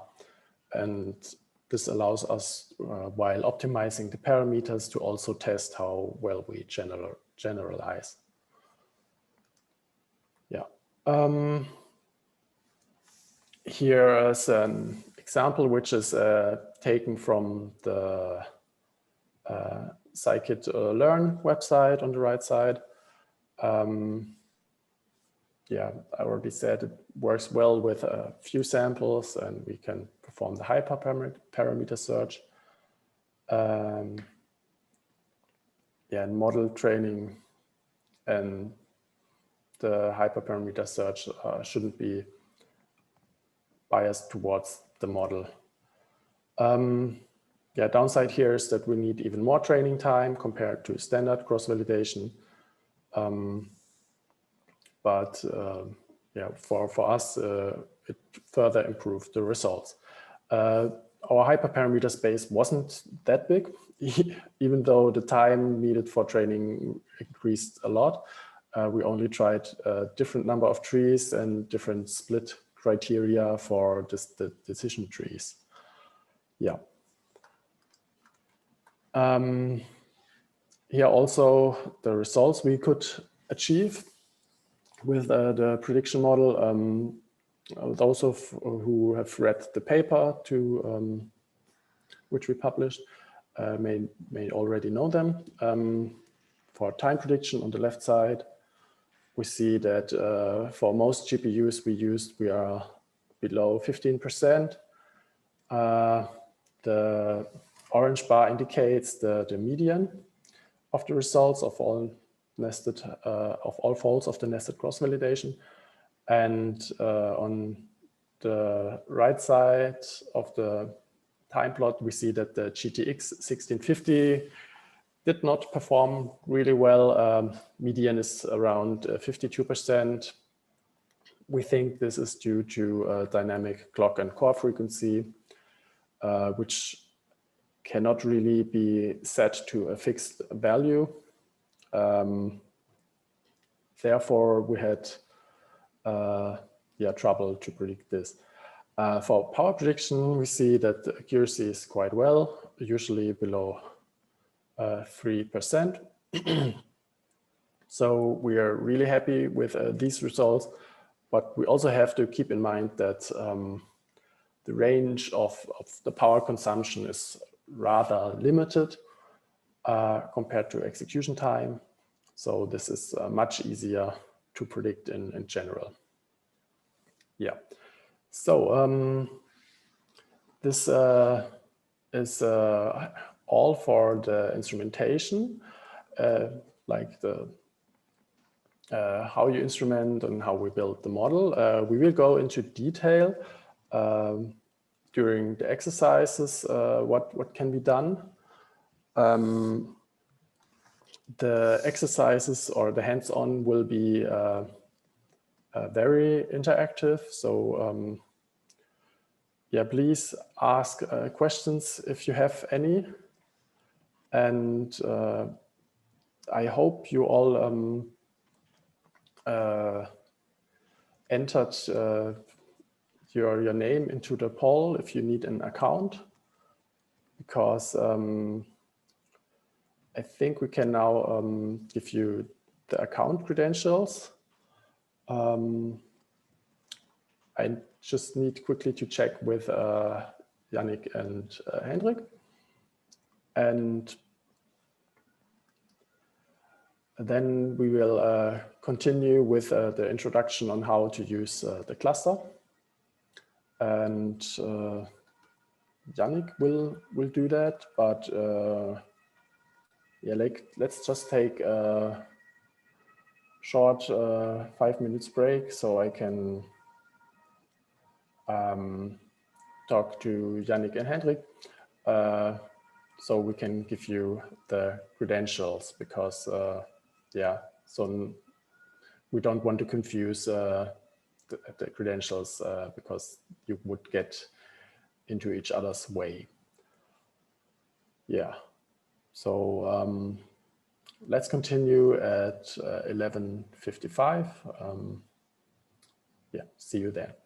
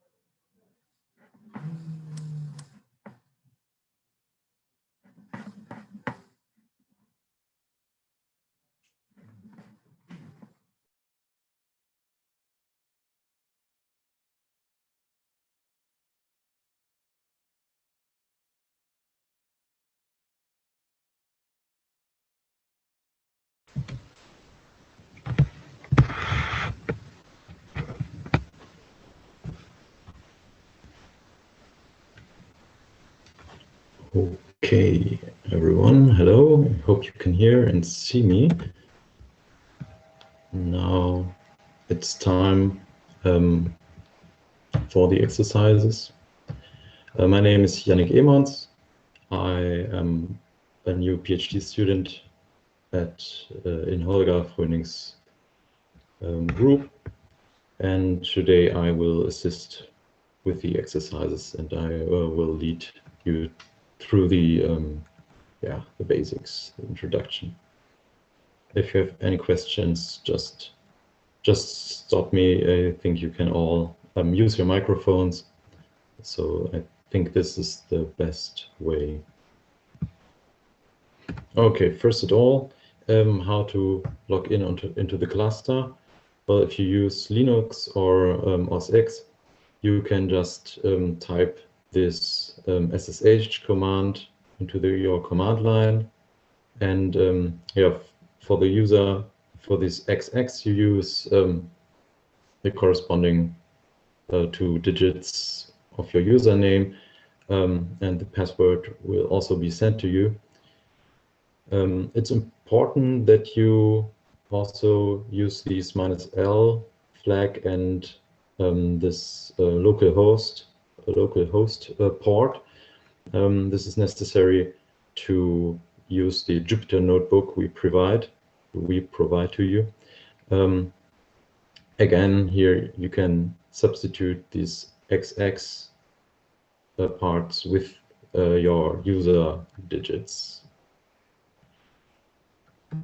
On the other hand, if you use Windows, then you need PuTTY.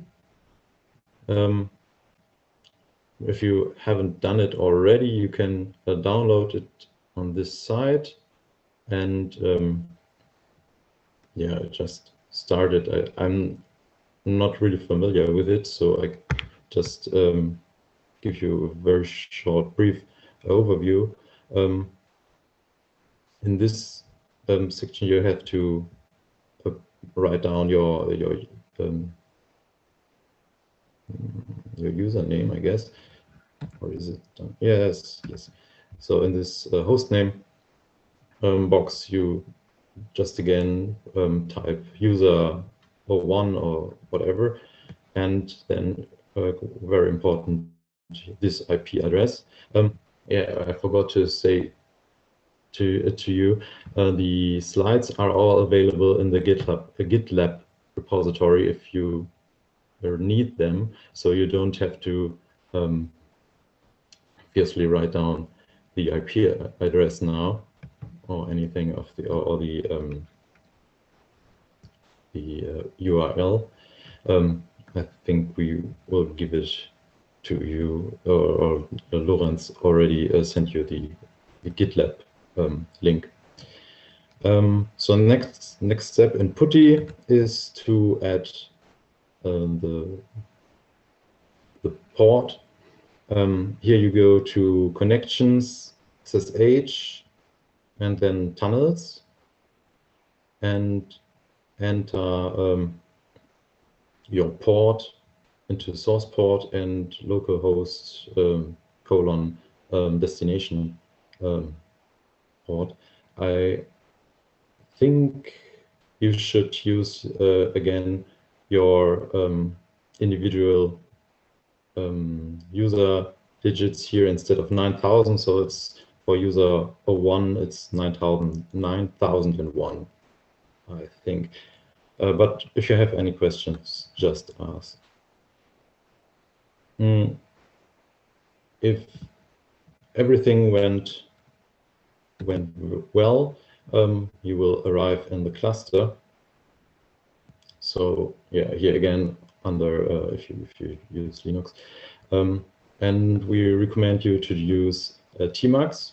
This is a terminal multiplexer. So even if you are logged out from the server, Tmax will keep your session running. This is quite handy if you at some point in time lose connection or have a break and just accidentally logged out. So it won't be it won't be lost, everything you did. We also provide you a small cheat sheet here with the most important commands for Tmax. Well, for me, the most important one is this Control B, then D to detach and come back to the original terminal, but you can also do fancy things with tmux, so create new windows or split the windows, and more shortcuts. You can find more shortcuts under this URL, or if you when you just type tmux cheat sheet or something like that into Google.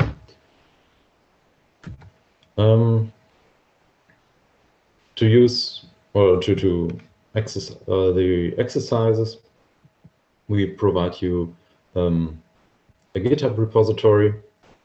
I think the exercises are just the same as in the GitLab repository, so don't get confused. Just clone this repository with Git, and the link is in the chat also for the GitLab repository. Yeah. Okay. Since we didn't, to be more modular, we start a Python environment, and to really make use of Python and the Jupyter notebooks. So you have to enter this line into the terminal. Then importantly, you go to the, after checking out, you go to the Mangrove exercises folder, and you start the Jupyter notebook or the Jupyter environment by using this command. Here again, importantly, you have to use your port 90XX or whatever your user ID is, so you can use it in your local browser.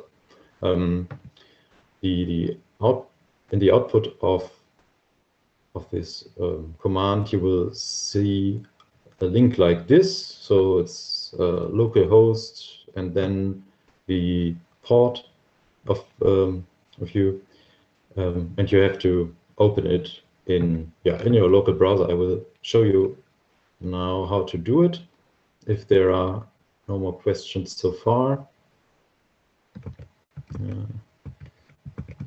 So here I hope you can see my command, my terminal now. I am already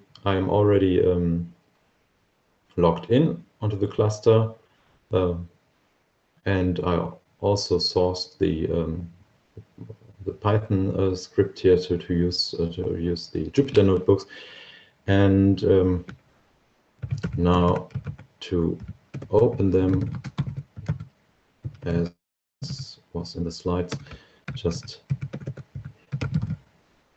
use this command. So my port is 9031, so I have to use this one.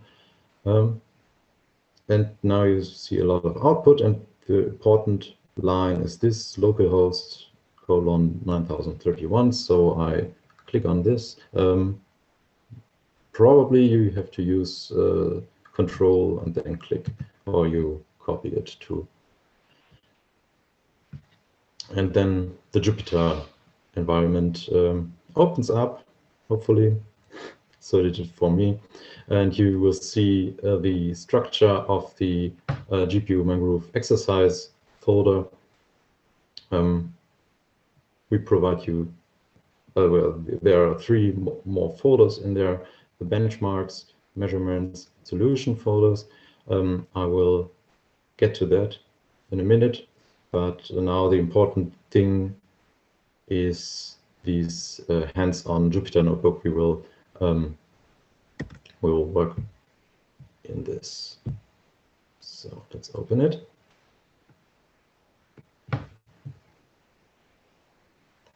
Okay.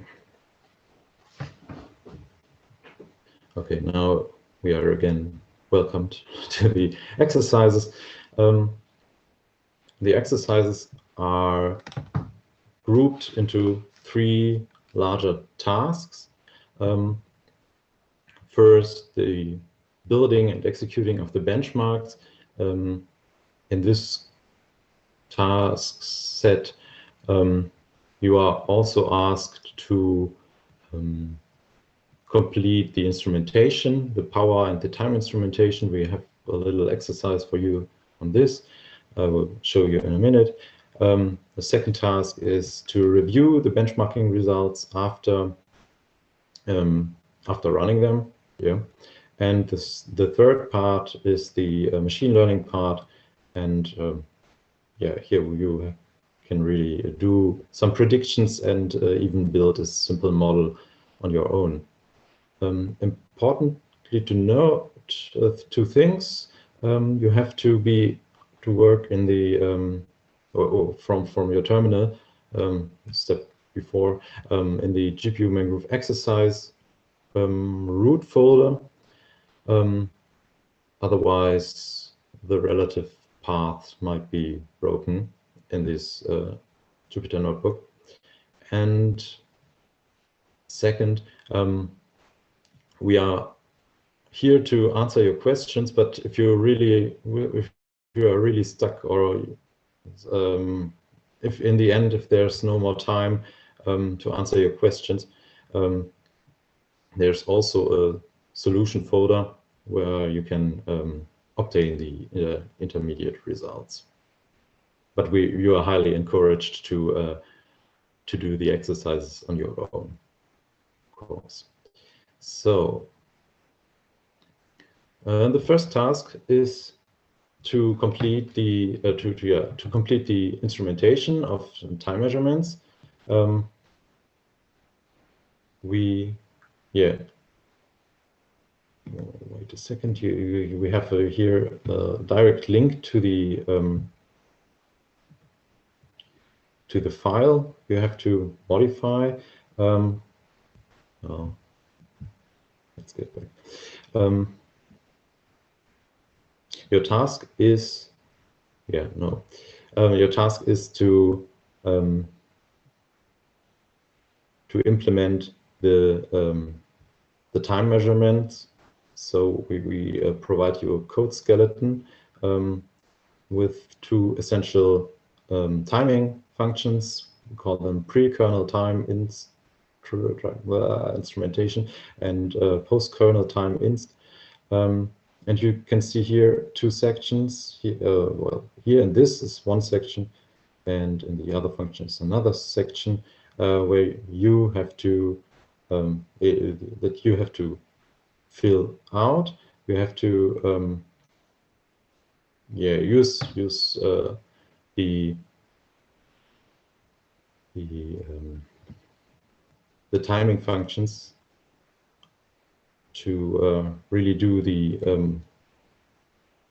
kernel time measurements. And to do that, we encourage you to use get time of day. It is here's a short showcase how to use it. I think it's quite self-explanatory. You have to know that before you stop the time measurement, you have to ensure that the kernel has finished. So you have to think how to do that. And then in the second step, after you edited the instrumentation file, you go to the folder benchmarks, open it. You in the time, and you see here a list of the benchmarks we provide to you. If you click further, you see the code, the source files, and you have to instrument. You really have to do the instrumentation of the kernels. So it's written here what you have to do. We use two macro functions, a pre-kernel and post-kernel, to start in the pre-kernel macro, to start the time measurement and to end it in the post-kernel after the kernel launch. The same is done for the power measurements. So you can simply, if you instrumented the source code in the time measurement section, you can just copy it over to the power instrumentations. That's the next task. Well, yeah, here you can just check if you have done everything right and compile it. If there are no errors, it's good.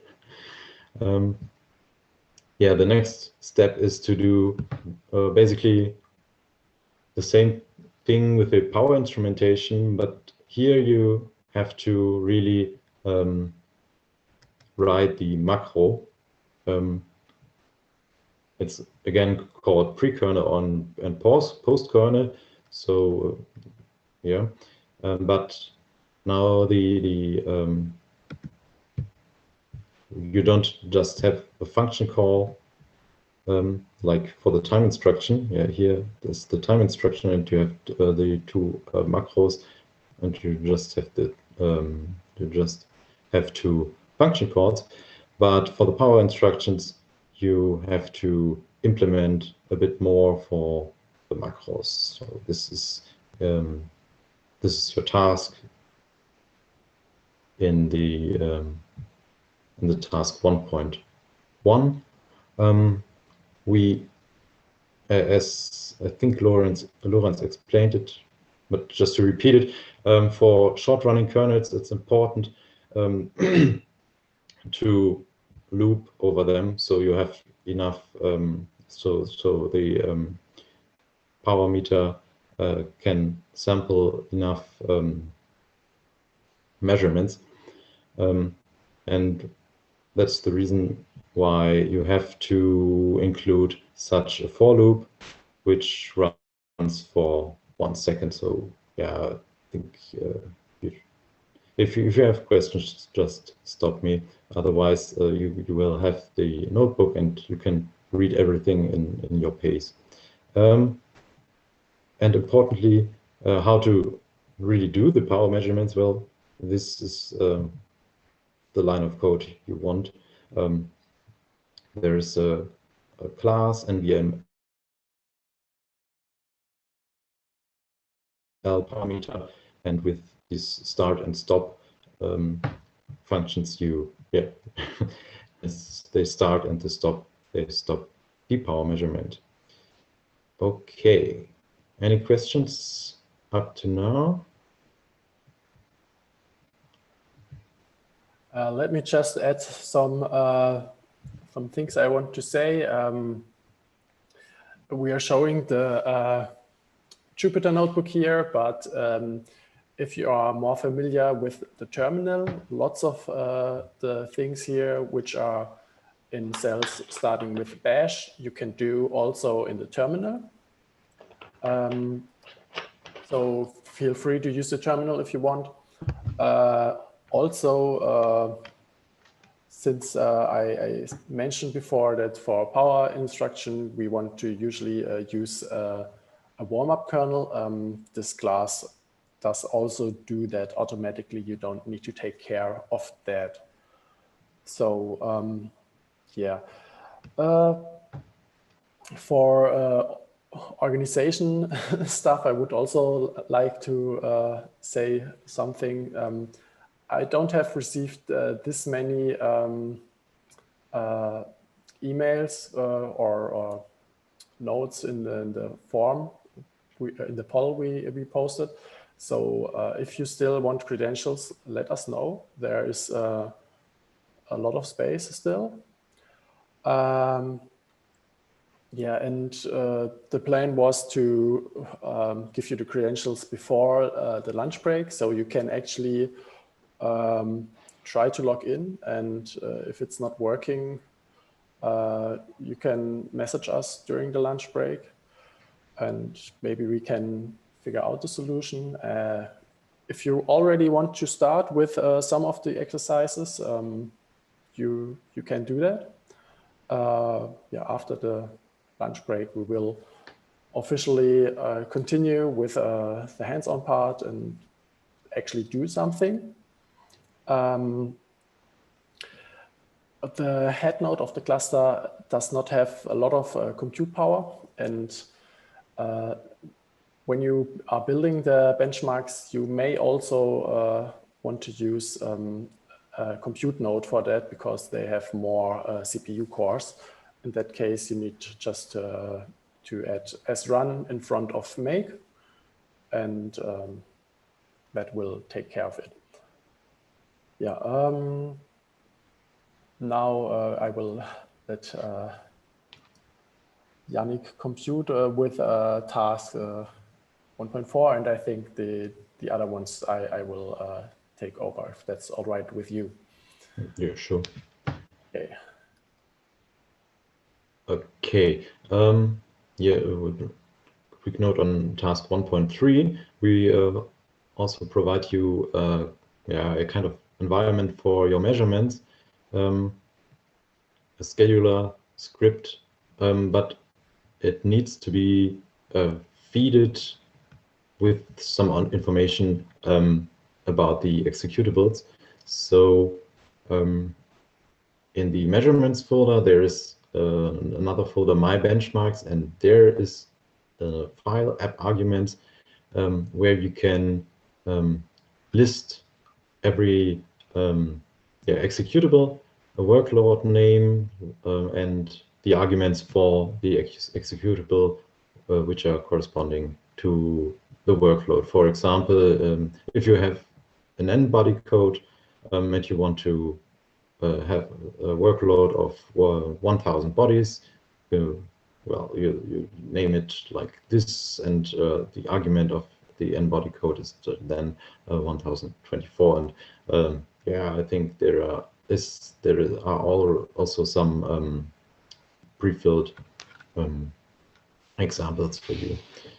The next step on this for the scheduler, you have to include in the my benchmarks.yaml file, which is found in the benchmarks list folder, what kind of benchmarks you really want to run.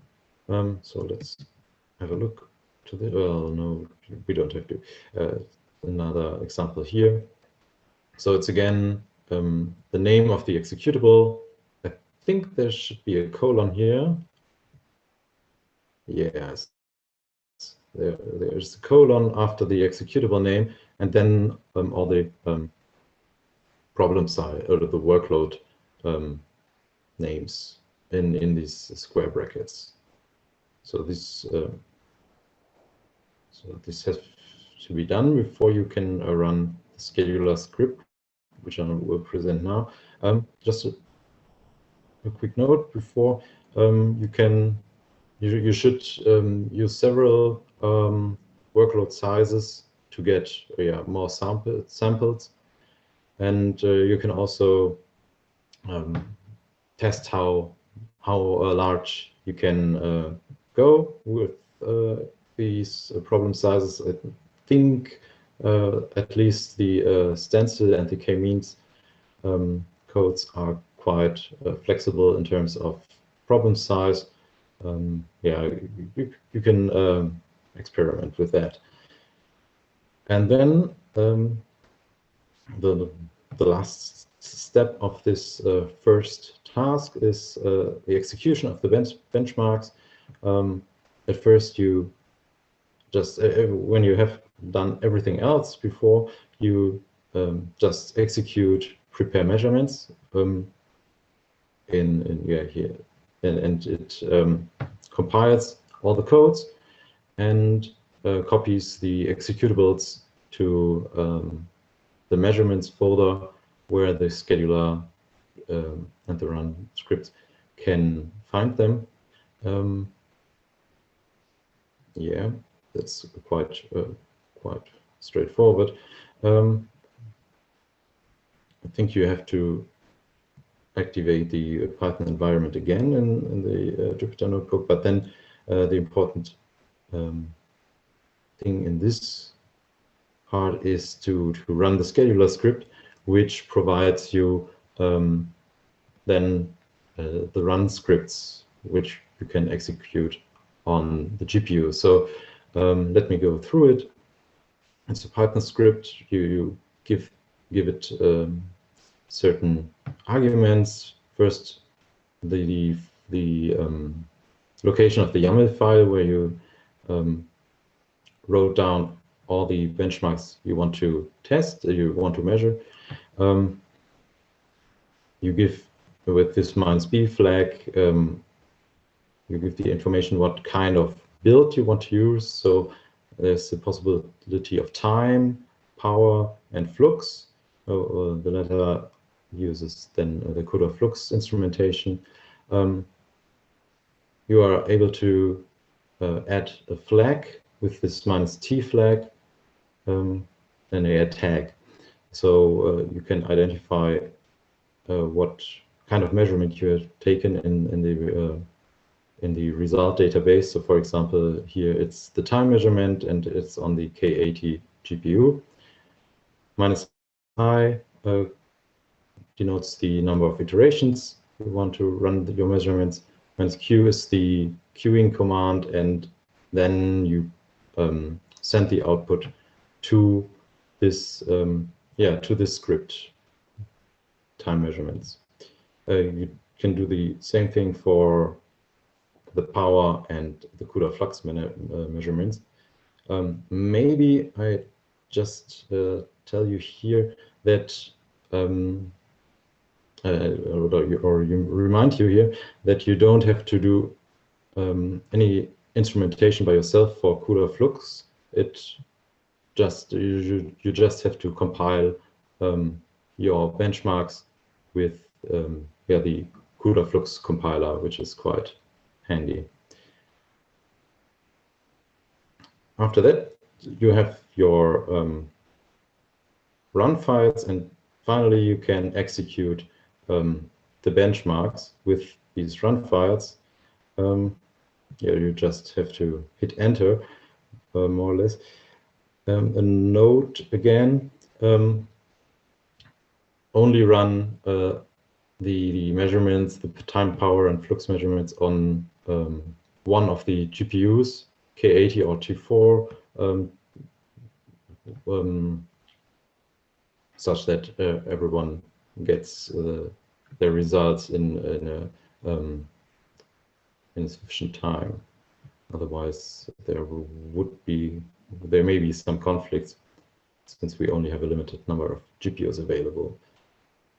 And okay, I think, Lawrence, you wanted to take over here. Yes, thank you very much. I stopped my screen sharing, right? Yeah. So. Okay. Just let me add that for the iterations, we have 10 iterations for time and power measurements. Since we don't have that many people that ask us for account credentials, I think you can stick with that. But if you are a little bit more impatient, you can only use 5 iterations. Then your measurement results maybe are not as good if you have bad measurements, but for the sake of this tutorial, it will be just working fine. And yeah, also regarding on the usage of which GPU, we have 8 T4 GPUs and 5 K80 GPUs, and we have Slurm as a scheduler, and this will execute a benchmark, and if you're done, the next benchmark in the queue will execute on either of the GPUs. And yeah, if you want, and you can also measure on the other GPU at later on in the tutorial, because I think when everyone has compiled their instrumented versions of the benchmarks and wants to get the results, then it would be nice to get the results rather quickly. So yes, in that case, yeah, maybe move the execution on other GPUs to a later point of time. Yeah, so the next steps, what we are going to do will be, we will process the measurement results. We have some scripts for you, and yeah, they basically do all the work from like examine the log files and then putting everything in a database. I just want to point out that we have tags here, and they are being used to filter the measurement results. Up there, we have also this tag here, for example, time K80. And later on with this command, we will take all measurements of time K80 and put the results into this database. So if you want to make multiple runs, or maybe you think, oh, I did something wrong, you can also change the tag and get clean results again. Yeah. Also on this commands module load and source, the module load command will make the CUDA SDK available, and the LLVM compiler and the CUDA Flux compiler. And the source command will give you the Python environment, which you need for machine learning later. Also, I'm not quite sure if we included that command in the slides when you log in onto the cluster. So before you can launch the Jupyter Notebook, you also need to execute this command. Yeah. So after we've processed all the results, we can examine them and see if everything went all right. The plan for us was to have the results after the break in the afternoon. If you're having trouble getting the results in time, we have also a solution folder here. And when you go to measurements, we have these databases you need to create also here. And you can use them to examine these results. I have created them before. Of course, it might not be as interesting because you can specify different problem sizes for your model and see how that affects the model. Yeah, that will just be my results. So I'm quite curious whether your different approaches for the problem sizes will change anything. Yeah. So for those who are familiar with SQLite, those are SQLite databases. You can open them and execute SQL queries. We have some examples here, but because SQLite is not so easy for everyone, you can also open these metrics with pandas, which allows us to work with tails. And here's what could be standing in a table. Just an example here, we have filtered all samples with the metric bar.sync, which is the sync threads call. And we see not only a few kernels use them. I have actually much more, but yeah, here we see how often these commands are being executed. The number is quite high, but that is because every thread is counted, so it's not per warp or anything like that. Yeah. Yeah, you will also have a look at the execution time. Just so you know in what range the execution time is for your measurements. And we do the same for power consumption.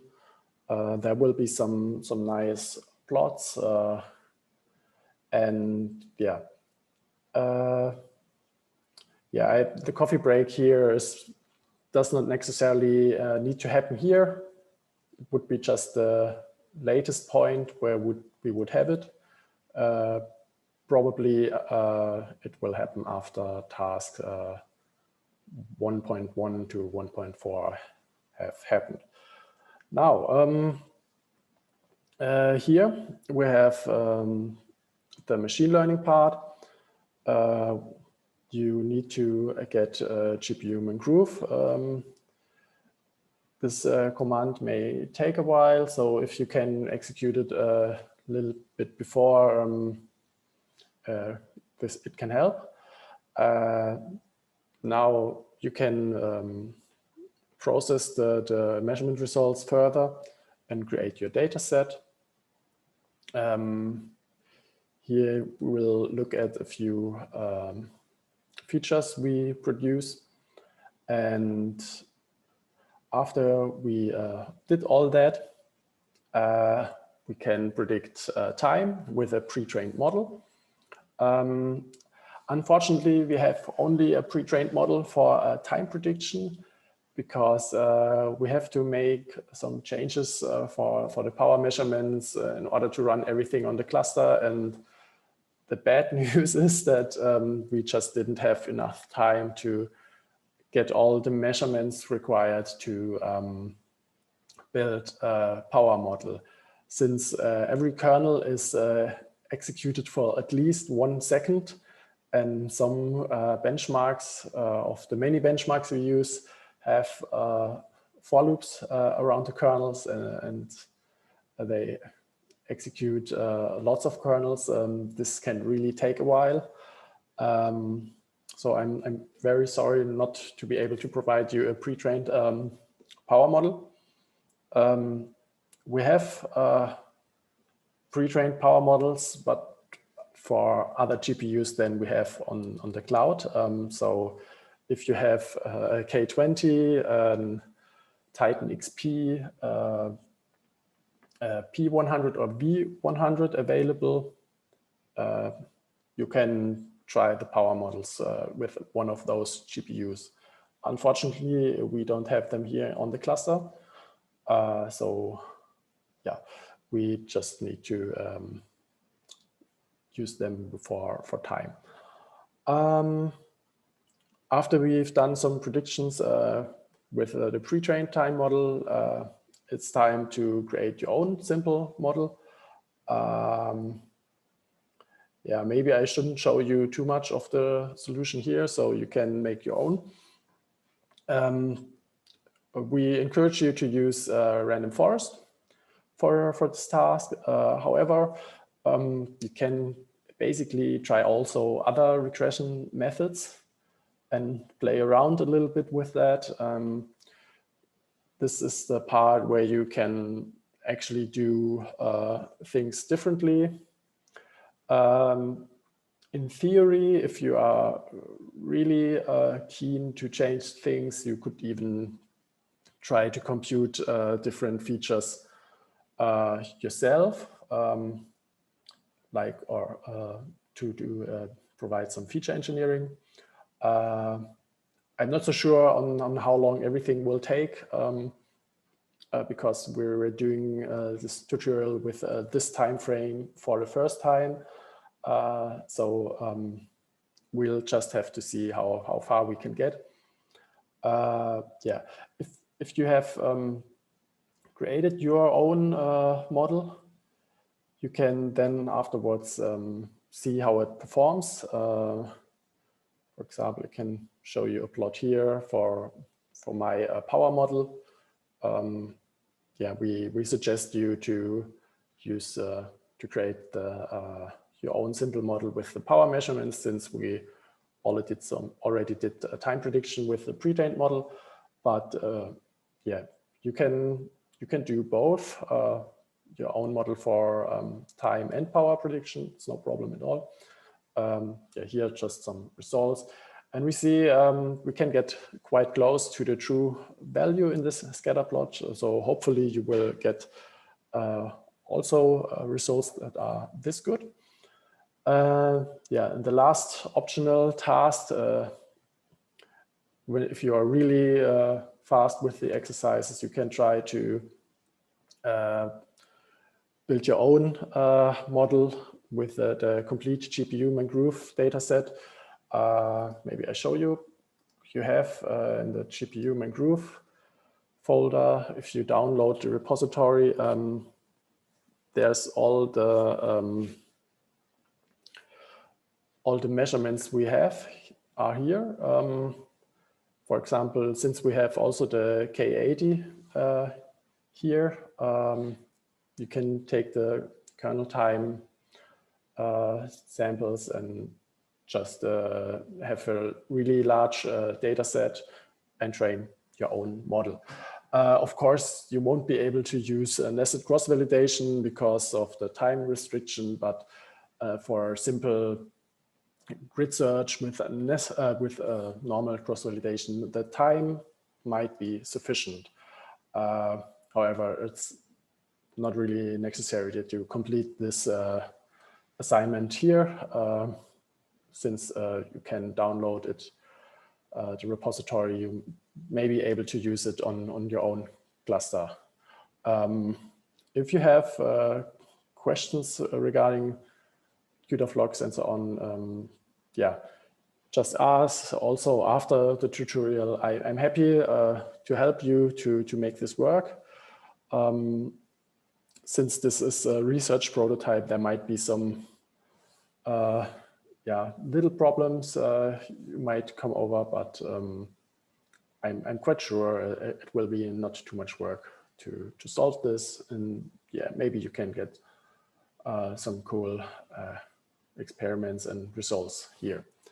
So I think it's almost time for the lunch break.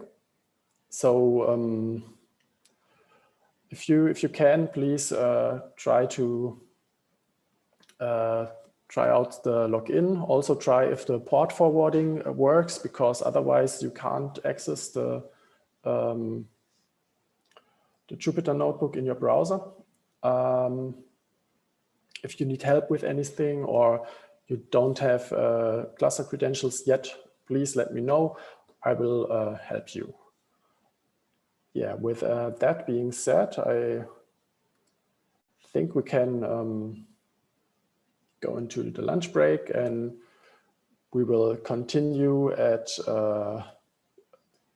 3 p.m. Yeah. Yes. Okay. See you all later. Yeah, exactly. See you after the break.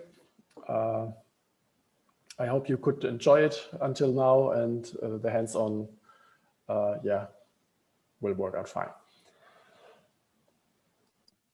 You will all be given the permission to talk. You can do so to ask questions and discuss. Yeah, and now let's continue. I hope you had a nice break and are refreshed for the hands-on. Yeah, I will lead you a bit through the exercises.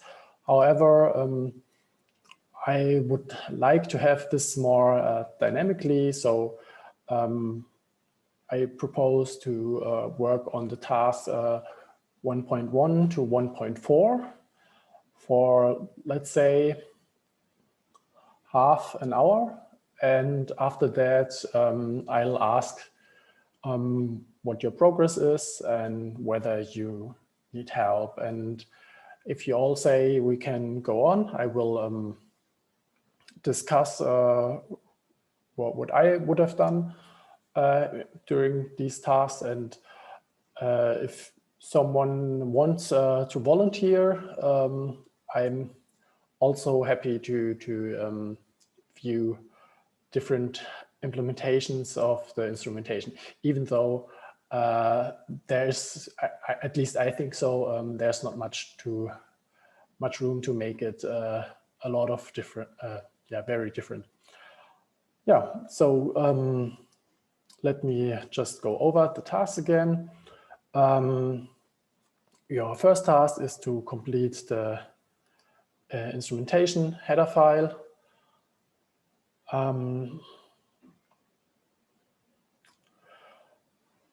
Yeah, so here you need, for the time instrumentation, you need to edit this section here. You have this time struct, and yeah, we need to get the start time, which needs to be stored in the start variable. So this will be executed before the kernel launch. And there's also this function which will be executed after the kernel launch. There you will need to take the time once again, make sure that the kernel has stopped, and then yeah, you can just compute the elapsed time, and the rest of the code here will ensure that it's written to a file on the disk. And yeah, that's the first part here. Here, a reminder on how get time of day can be used. And yeah, you can, you also have to add the macros to the kernels. For example, for the stencil code, there's a file where the CUDA code is, and here are the kernel calls. Yeah, and you need to insert the pre and post kernel macro. If you're having problems doing that, you can also look at the solutions. There we have solutions for the benchmarks. You can just copy that into your folder. I would do that using the terminal, maybe not the Jupyter notebook, because it's a little bit more interactive. However, if you have any problems,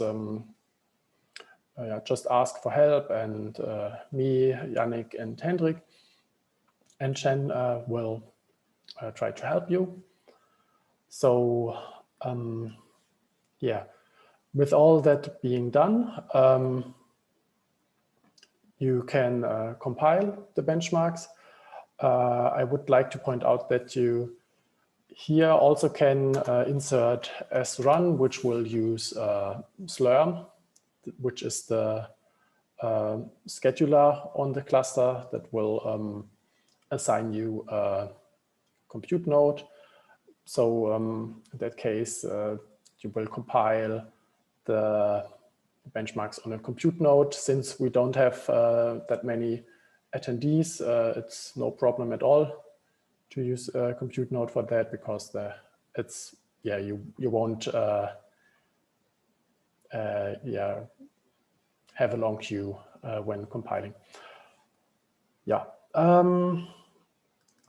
So the next task would be working under the power instrumentation. This is the same file as for time instrumentation with yeah, just the macro or the define power instrumentation activated. So here you need to implement the pre and the post kernel macros yourself. It's quite easy. You can just write code here, and if you want to add new lines, you have to use the backslash. So if we had a timer object, just write something like timer start, and that's it. If you need to do to init the timer, you could also do that but in our case, it's not necessary to do anything of that. If you call the get function, it will just work. Yeah, same as for a post kernel macro. And here you see how to use this. Yeah, I almost forgot about the loop, which you need to implement. So we go back here. Can start like this for, I will leave this part up to you. And here for the post kernel, we need to close the curly brackets and then also can write timer stop. Of course, the syntax is a little bit more complicated than just a timer start and stop. Yeah, but it's all here in the task description. Yeah, let's go to the task 1.3, where you can add workloads. Basically, maybe I should explain you why we all do this. Yeah, we have some scripts that execute the workloads and also create a list of the workloads that need to be run. And they use this file, for example, to know what kind of different workloads exist and what the arguments are. So, for example, we know here that there's an executable called 5-point stencil. This is the workload name. We just used S1 for size 1. And after this name, which cannot contain spaces, that's important, you can define what the command line arguments are. In this case, this will define the size of the grid and the number of iterations that we will run on the grid. For our purposes, one iteration is enough. So yeah, we can leave it like that. If we want to add another line, we can just do it like this.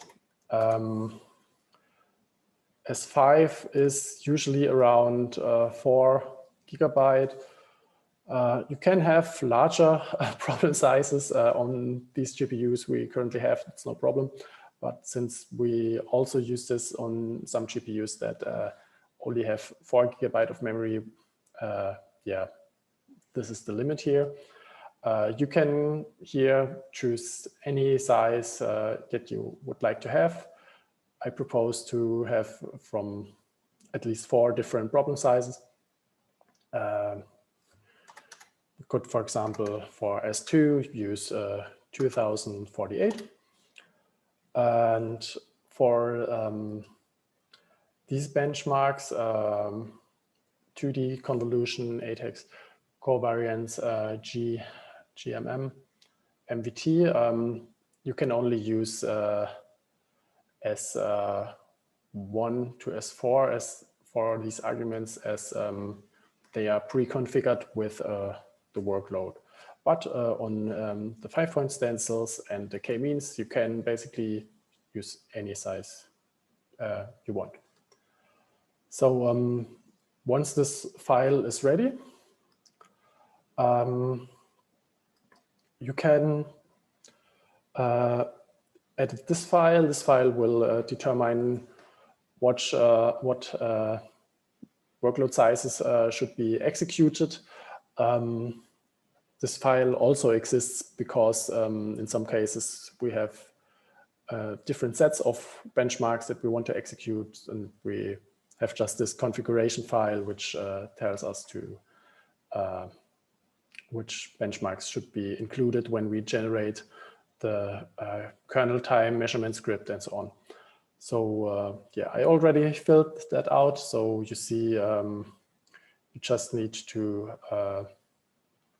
add your workload names in the angled brackets, and you are good to go. If you, for example, have an additional workload as 6 for the 5-point stencil, you can just add it here. Yeah. Now, last task would be to execute the benchmark. To execute the benchmarks, and first we need to prepare them. Basically, this preparing will only make sure that all the benchmarks are built and copied to the measurement folder. And afterwards, we create these measurement scripts. If you want to get your results back faster, you can use only 5 iterations for time measurements. Maybe 3 would also be okay. But yeah, you probably all know for yourself that having only a few iterations for such a measurement may give you results that are not so good, because yeah, sometimes you have a latency spike somewhere. Yeah, this will create all the scripts. If you want, you can have a look at the scripts. Let's change that back to 10. I run this. Don't worry about these warnings. It will still work nonetheless. And if we go back to the measurement folder, this is where the scripts are created. Here, an example for a T4 GPU. Basically, this script will just enqueue the execution of the different workloads with your data set and a tag, which will help identify the measurements and the iterations. Yeah, also here we use the T4 partition, which yeah, enforces that a node with a T4 GPU will be used. Yeah, with that being done, you can then run the measurements. You should at least run the CUDA flux measurements, because it will give you the metrics that the features are based on. And then at least one time or power measurement. Since we don't have that many attendees, you could all use the T4, for example. And yeah, if you want to measure stuff on the K80, you can do that later. I recommend you to just copy that cell and insert it, and then delete the line and run this measurement here. Sometimes it doesn't execute the second script if you do something like this, bash time measurement before, you know what I mean. Yeah, so I couldn't find out why that is, but probably it's best to have only one script in one cell. Yeah, so I will now give you some time to solve this. You probably have already started on some of these things, so maybe 20 minutes will be okay. And after that, I will ask if you're ready to review the solutions here, and yeah, then we can continue. If you have any questions, please ask. if there are none, I will leave you to the tasks, and yeah, I'll continue in about 20 minutes. Thank you very much.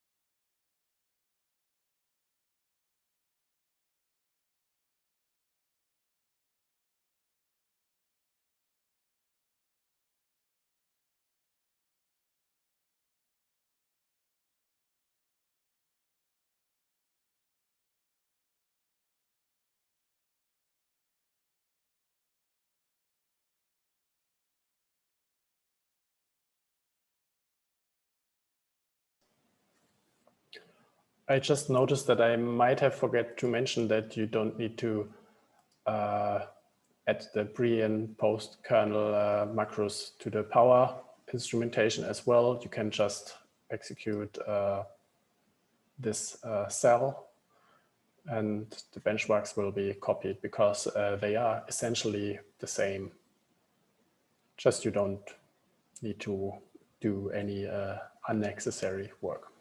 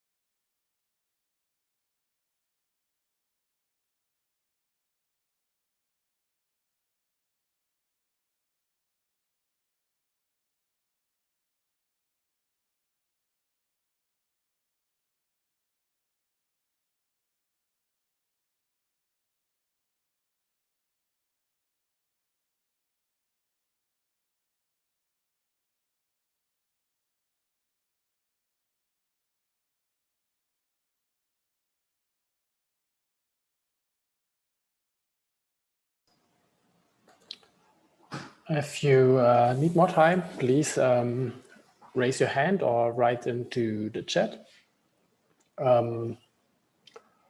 Since I don't have received any questions, I assume that you succeeded with the task.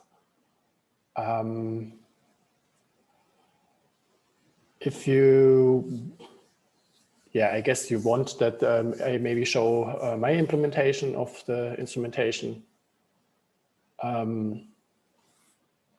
and shortly discuss it. And after that, we will continue with the section 2.1 to, let me see, I think 2.3. 2.1 and 2.2, yeah. So,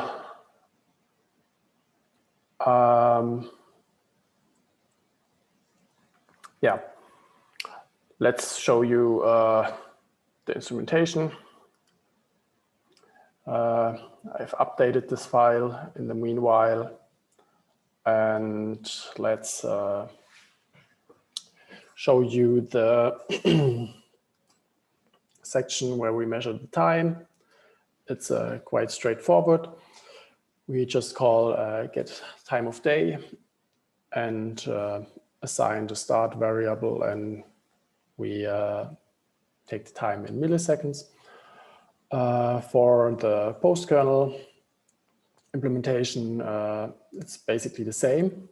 However, it's very important to synchronize to the device, because otherwise we are not sure if the kernel is already done yet. Yeah, computing difference between stop and start is yeah, no really problem. So I'll go up here and show you how you can implement the macros for the power measurement.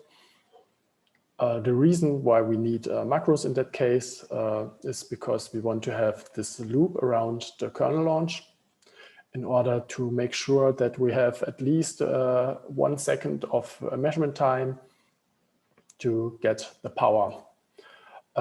Here we get this instance of the NVML power meter, and we start the power measurement. Then we enter the loop, and we continue this loop until 1 second is elapsed. So what also is important that when we are after the kernel launch, we want to synchronize within the loop, because this ensures that the kernel is stopped, and when we measure time on the next iteration, we know how much time has passed for one kernel execution. Note that with this implementation, it's only guaranteed to have at least 1 second of kernel execution time, and the time can actually be a little bit longer depending on how long the kernel runs. So also don't forget to end the curly braces here and to stop the power meter. Maybe I show you also the implementation of this class. It's using the singleton pattern to make sure that only one instance exists. And we also, when we start this, we make sure to run a warm-up kernel. This is the constructor. And here we see that yeah, we get the power result in, or we start this whole thing by adding a new thread that will poll the power and continuously try to measure power usage. Here, this is the implementation. So we are using here C++ clocks. Make sure you use the high resolution clock. And like I showed in the slides, we measure once before this polling loop and in the polling loop. So we get a reading of how long the measurements are being spaced out in time. And yeah, we then add up this weighted power here. Yeah, so that's basically the most important part. If you are wondering why we have for the time instrumentation a C implementation basically, and for the power measurement C++ implementation, we could have done both in C++. For most benchmarks, this works. Some benchmarks are only in C, so I wanted to have a concept on how to do that in C. Yeah, but depending on how you build the instrumentation, it really doesn't matter, because you can still use C++ and just use C interfaces to implement this, since macros work the same way in C and C++.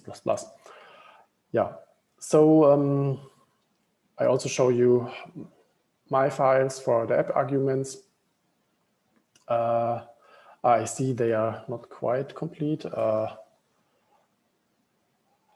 Yeah, usually I have more problem sizes here. For these problems, you can solve this like this, and you only need to change these lines. For the above benchmarks, you can freely choose the problem sizes. Yeah, also here, this file, it's basically the same as before, so no real surprise here. And yeah, now we can prepare the measurements here. Should work just fine. I'm not entirely sure if I compiled the CUDA flux benchmarks yet. Maybe this is why it takes some time.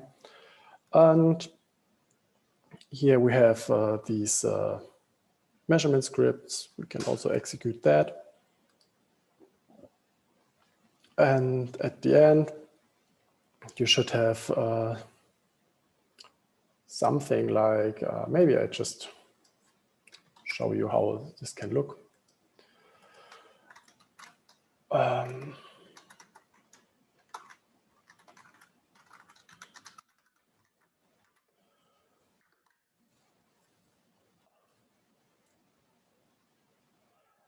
Yeah, I guess it's still compiling.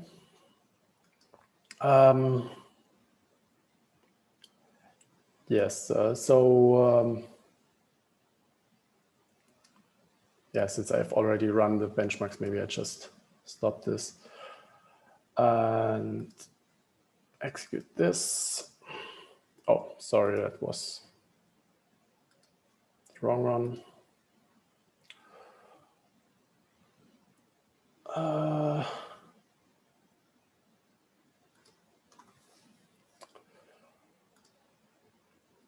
So this is how the file looks like, and you need to execute it.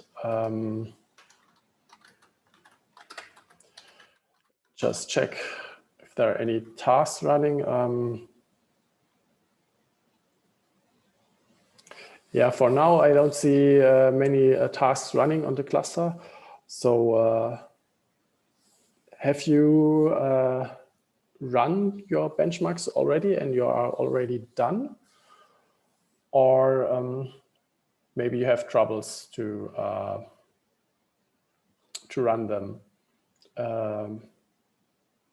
please, yeah, let me know if I should just continue, or if yeah, you need more time to finish the exercises accordingly. Yeah, maybe wait for a few minutes here.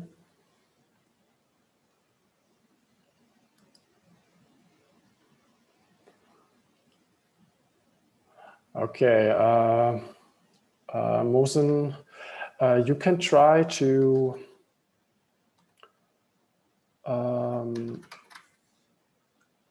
use as run for that, because then you get assigned a cluster node which has more compute power. This file can show you what it does.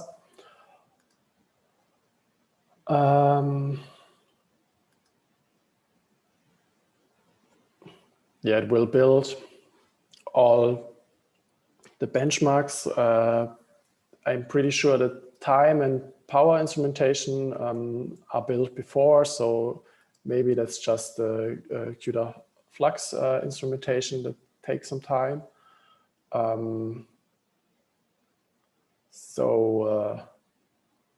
Yeah, let's see how long this takes. We will have a break at 4, which is half an hour. So I would like to try to have the benchmarks compiled at least by this time, so you can launch the measurements, and so that this will work.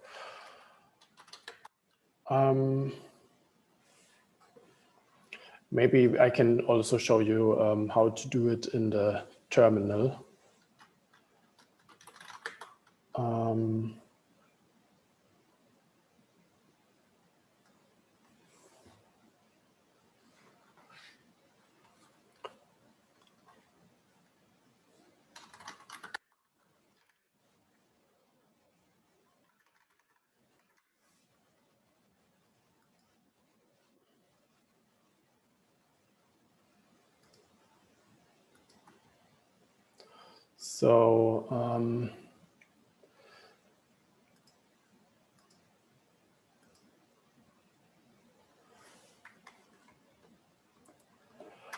So now, if you wanted to do this in the terminal, you can go to the GPU Main Groove exercise folder.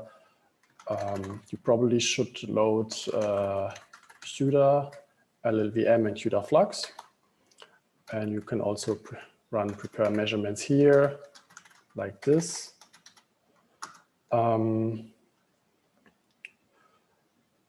I don't execute it here because I also already have it in my queue. If you are not familiar with Slurm, you can type SQ and you see all the different scripts that are running. And I see some of you are already executing the benchmarks, which is good. Yeah, on this one node, the CUDA Flux, probably the CUDA Flux compilation still takes some time. Yeah, I guess it can take a while. But yeah, don't worry, the break should be enough time to let that all run. If you have more questions on how to do this in Slurm, yeah, just ask. Yeah.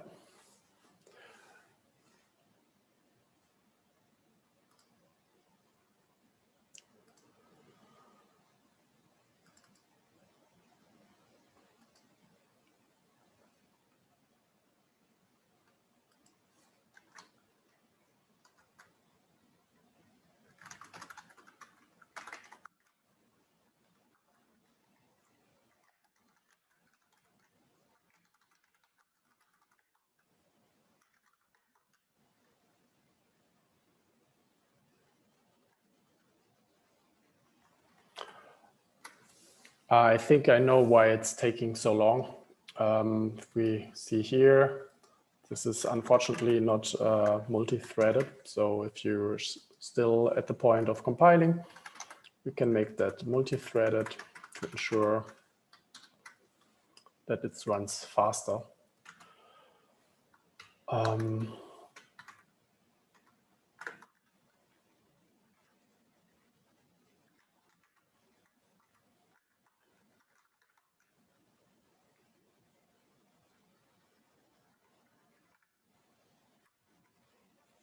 Yeah, let's just abort this.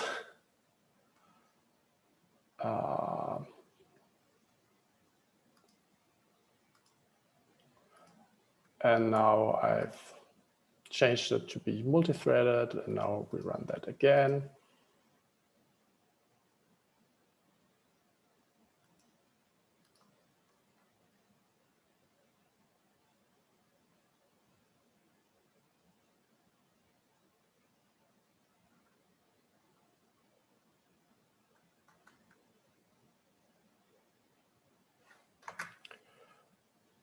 Maybe really making sure that we get 4 cores.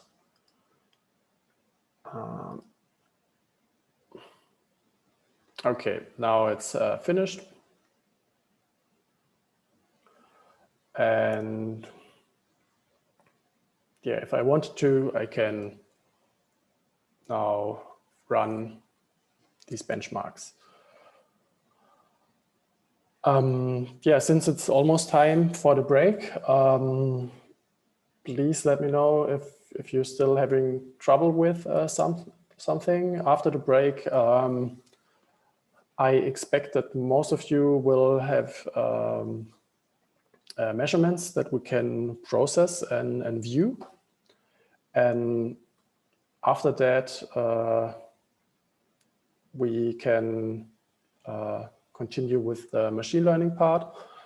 And if you have, yeah, it depends on your feedback, how long it will continue after the break, because yeah, if there's yeah interest, we can try to experiment a little bit. However, this is something I would like you to interact with. I'm not just going to experiment on my own. So yeah, I guess since no one has any questions right now, I assume it works. So maybe we can start with the break right now. Thank you very much for attending so far, and we see each other at 4:30. Yeah, see you then.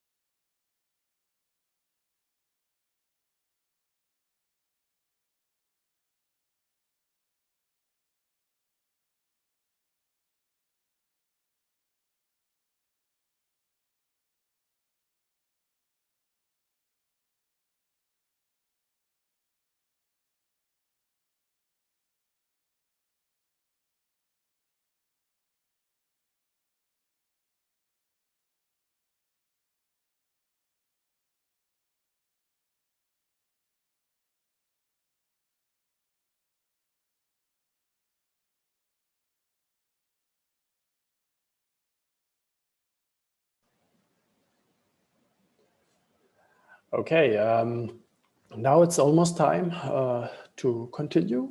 I saw that some of you are still executing benchmarks on the cluster. This is fine. I hope the benchmarks will finish soon. In the meanwhile, we will go over the results I have. And also I will show you the databases you can use if your measurements didn't work or anything like that. However, if you need help, I can just only repeat that I'm happy to help you. We also have Hendrik and Yannick here who can help you if needed. So please don't be shy to ask. There's absolutely no shame if maybe I did describe something wrong and you didn't understand it. Yeah, with that out of the way, let's continue discussing the next task. When you are done with your results, you can process the measurements. Should get some output like this. It's mainly for debugging. You don't really need to pay attention to that.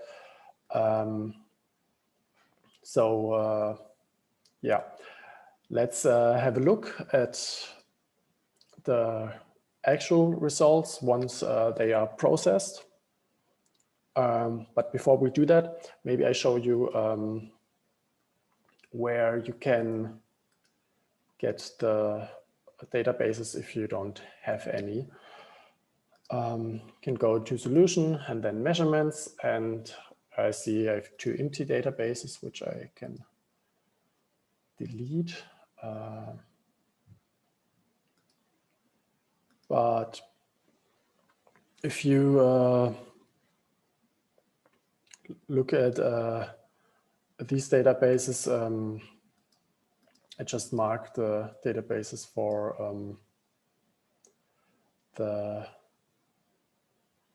kernel time and power for the K80 and T4. Also, we have the CUDA flux metrics. And yeah, if you are not finished with the benchmarks and you want to continue anyway, yeah, you can just copy these to the measurement folder.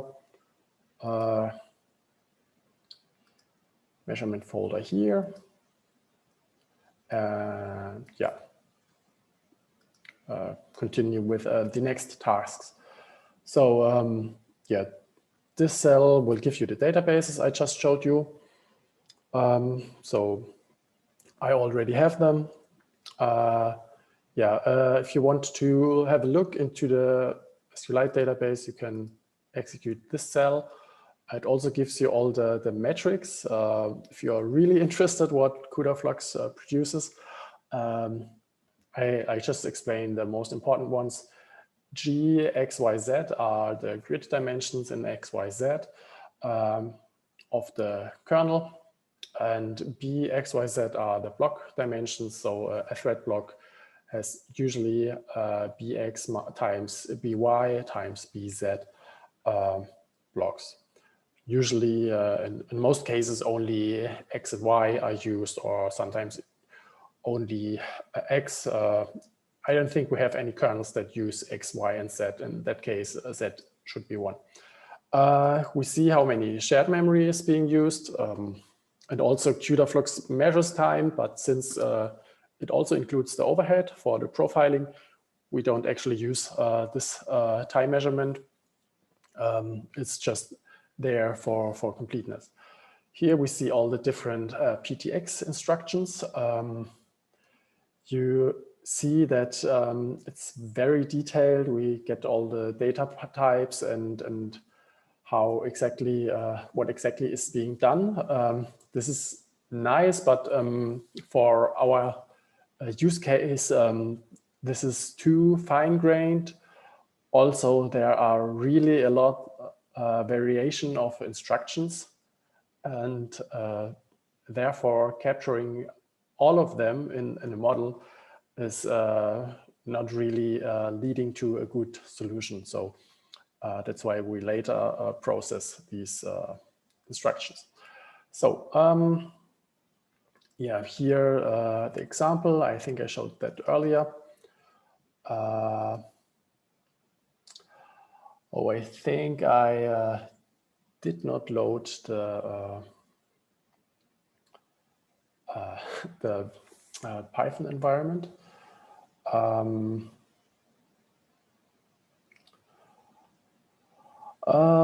Let me see if I can fix that quickly. Guess I have to just restart the notebook.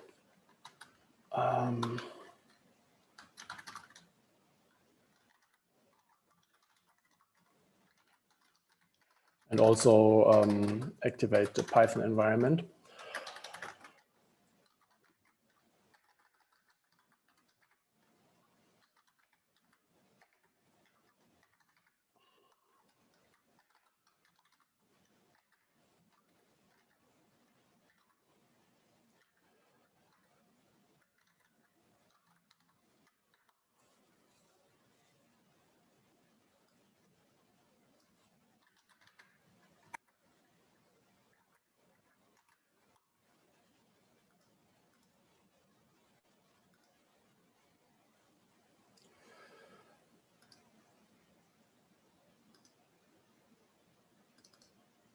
Okay, hopefully now everything will work. Yeah, sorry for the delay here, but this is sometimes how things work or actually don't work. So let's see. Yeah, now it works. Nice.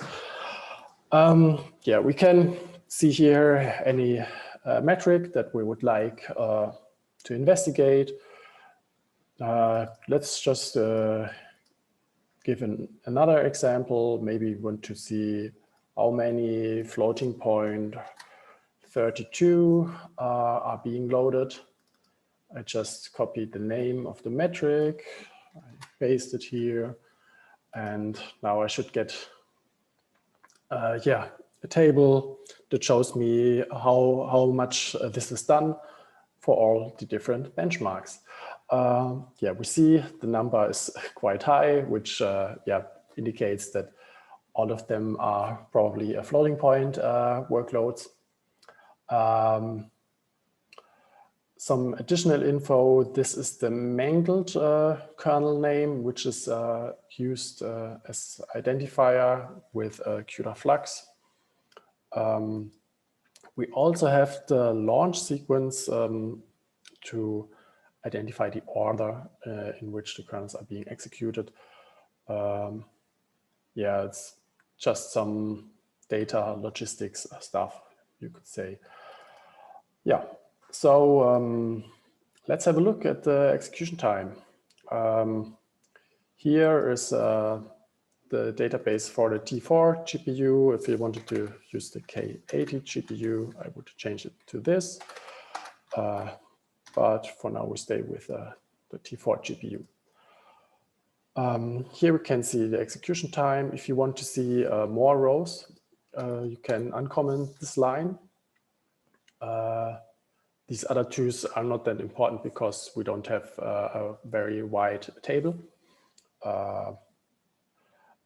Yeah, I need to warn you, if you use this option and you have really, really big long tables, your browser may take a good while until it has displayed all the data.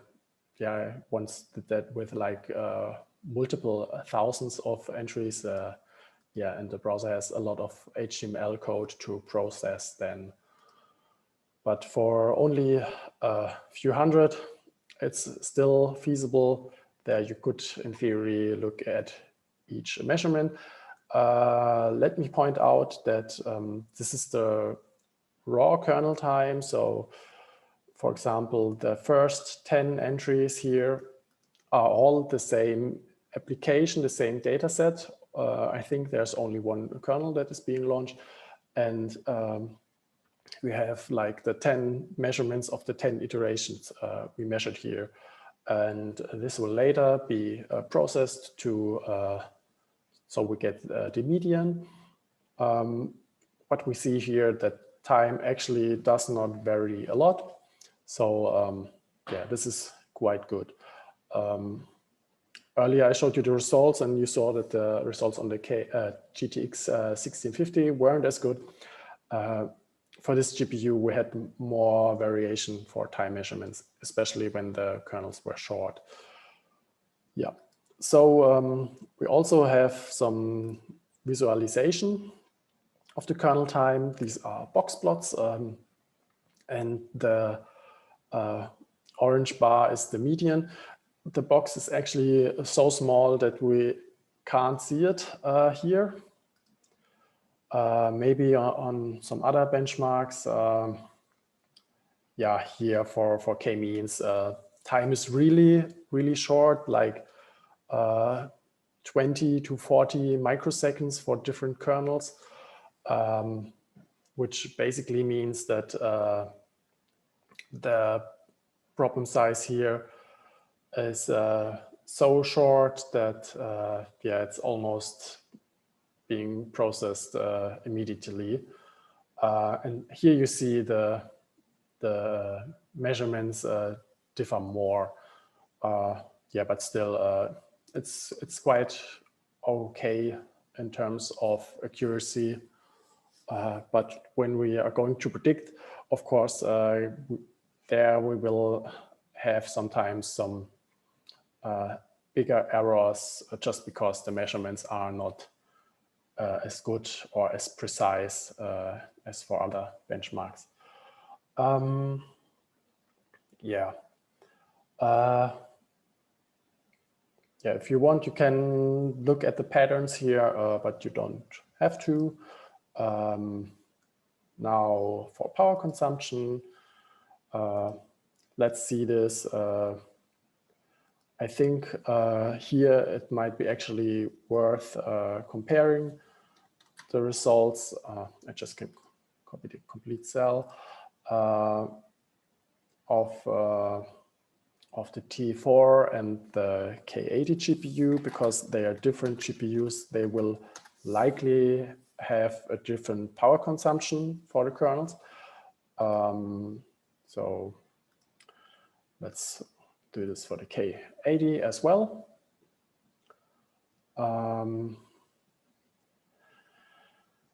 And we see here, just put it in a way that, okay, we have different benchmarks here.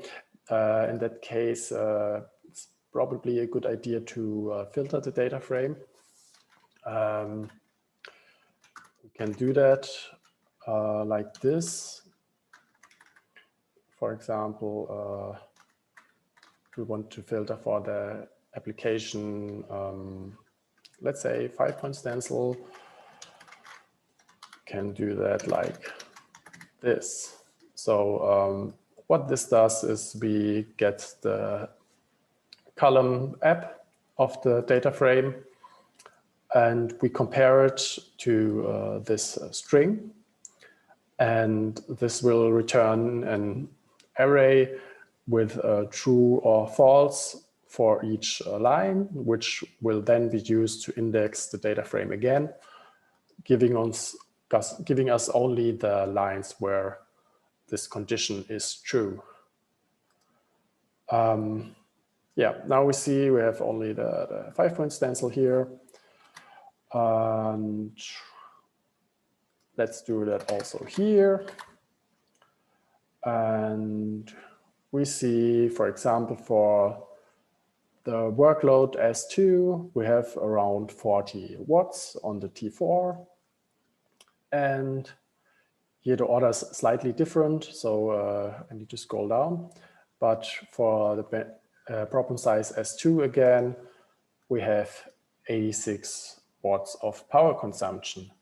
Now, if you wanted to know what is more power efficient, we also would need to have a look at the time which is needed to execute this.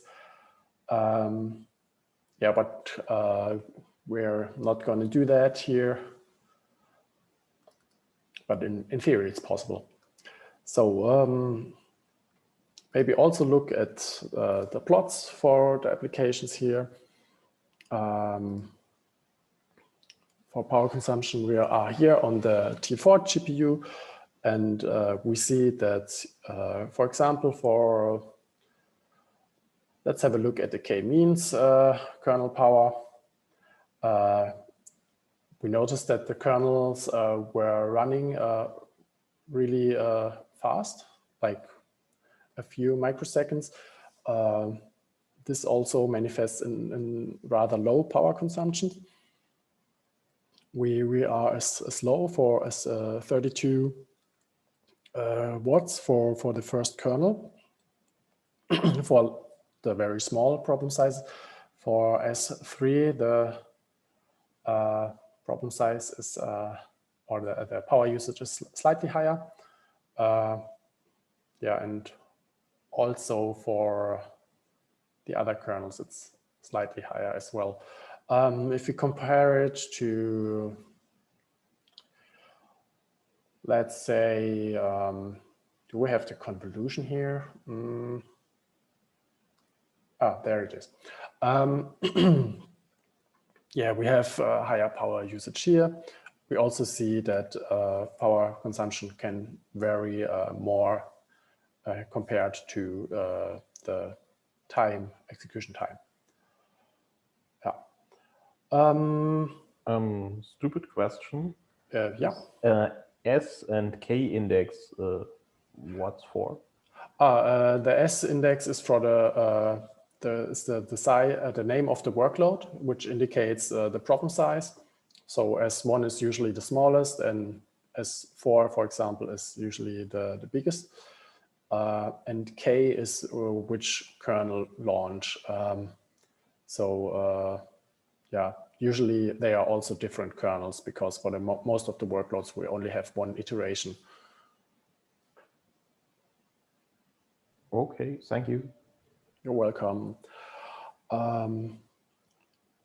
Yeah, now that we had a look at the results, I hope your measurements are done by now if you haven't had the chance to finish them yet. Now for further for the ongoing timeline for this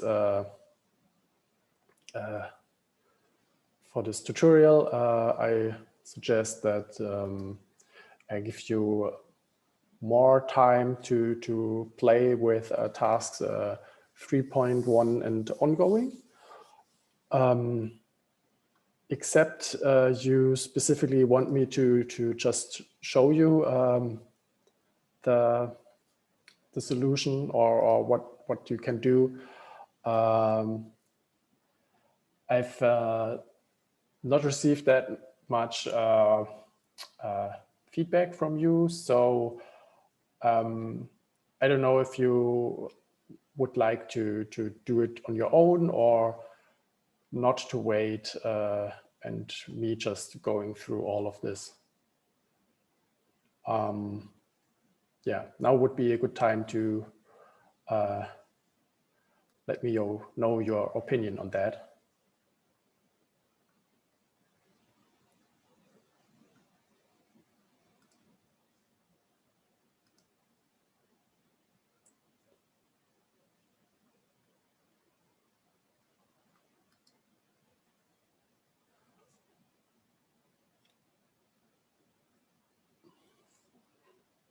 Any preferences?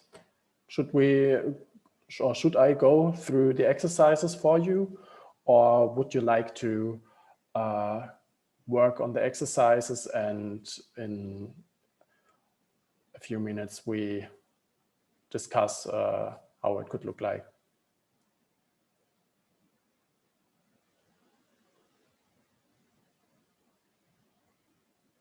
Okay, we have one vote to just go on.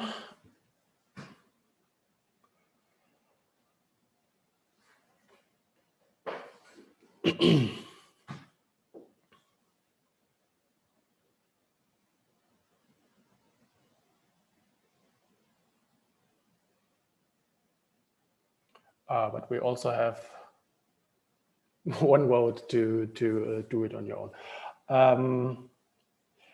Yeah, since we still have some time, I would like to give you some time to do it on your own. So let's have a look at the clock. Yeah, we have like over 1 hour still.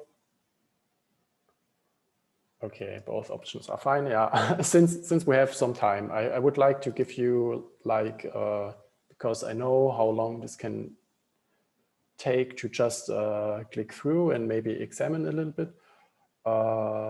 So I would say for those who don't want to wait that long, I just give you maybe 20 minutes to look at the models.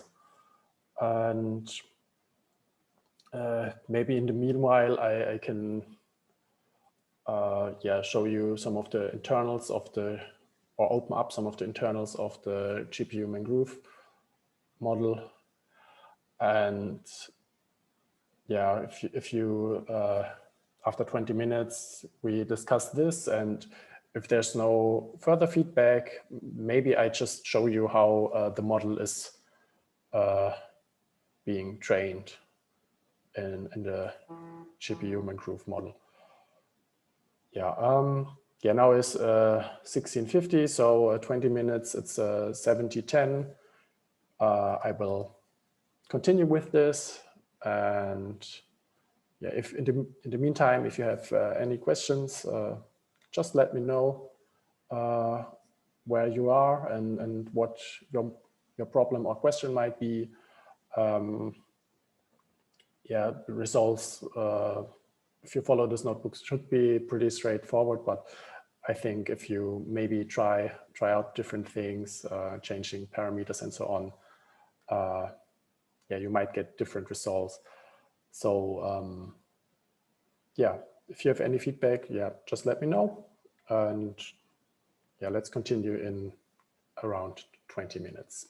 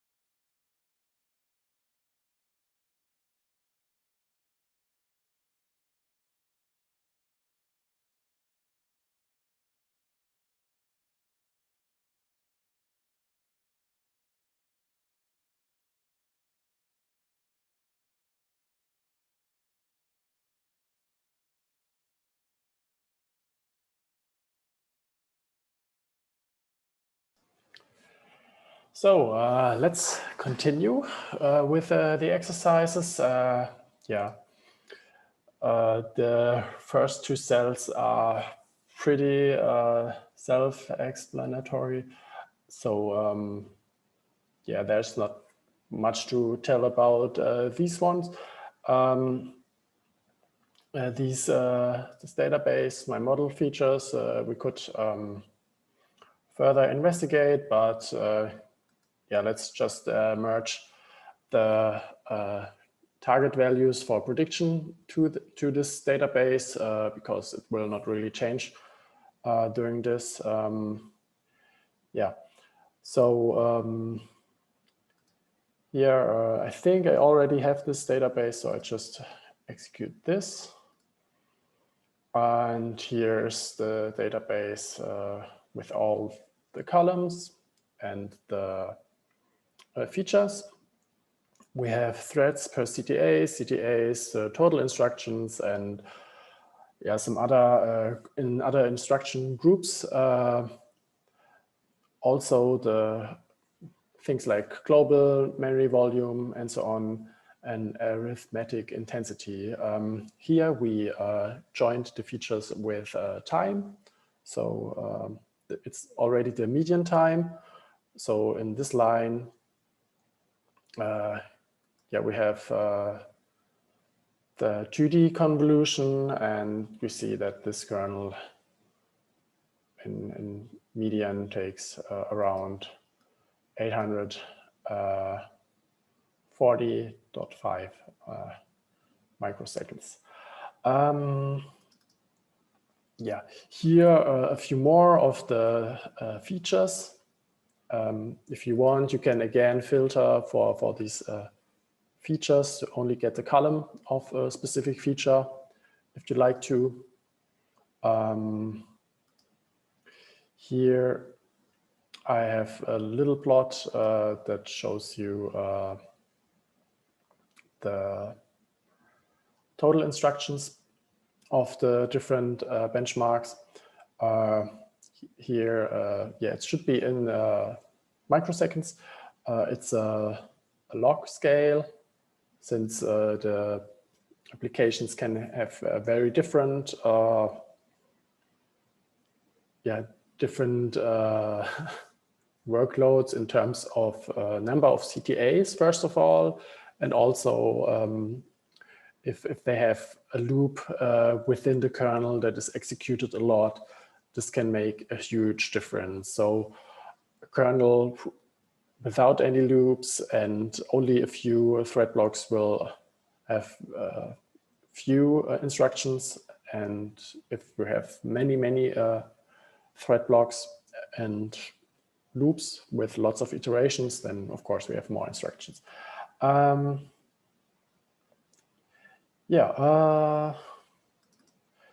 We can also merge this for the power measurements. It's basically the same, so I won't show it. And here we have a few pre-trained models. Most importantly for you, the T4 and the K80. Then we are gonna do some predictions, time predictions, because we only have the pre-trained model for time. We will get results here in this pickle file, which is a simple data format for Python where you can serialize objects. Yeah, we get some information here, but it's not really that readable. Even the prediction versus true ratio, in my opinion, is not so helpful to understand how good we actually are. So we are going to plot the results. On the x-axis, we have the target, the true value, true time value, and on the y-axis we have the predicted time value. So it's all again, it's a log scale. Both axes are logarithmic because time varies a lot. So these differences can actually quite high. For some kernels, the predictions are at least one order of magnitude off. But we see there are many kernels that were predicted quite accurately. We could also do things like compute an error usually in machine learning, mean square error or mean absolute error are being used. We choose the mean average percentage error in our case. If you have looked at the paper, this is because we wanted to know how well we predict within the range of the benchmark, because having a low error in general, absolute error or squared error, doesn't matter, is nice, but we had lots of short running kernels, and for those, they carry not much weight when it comes to such errors which do not scale to a large range of values. So yeah, this is why we choose this metric.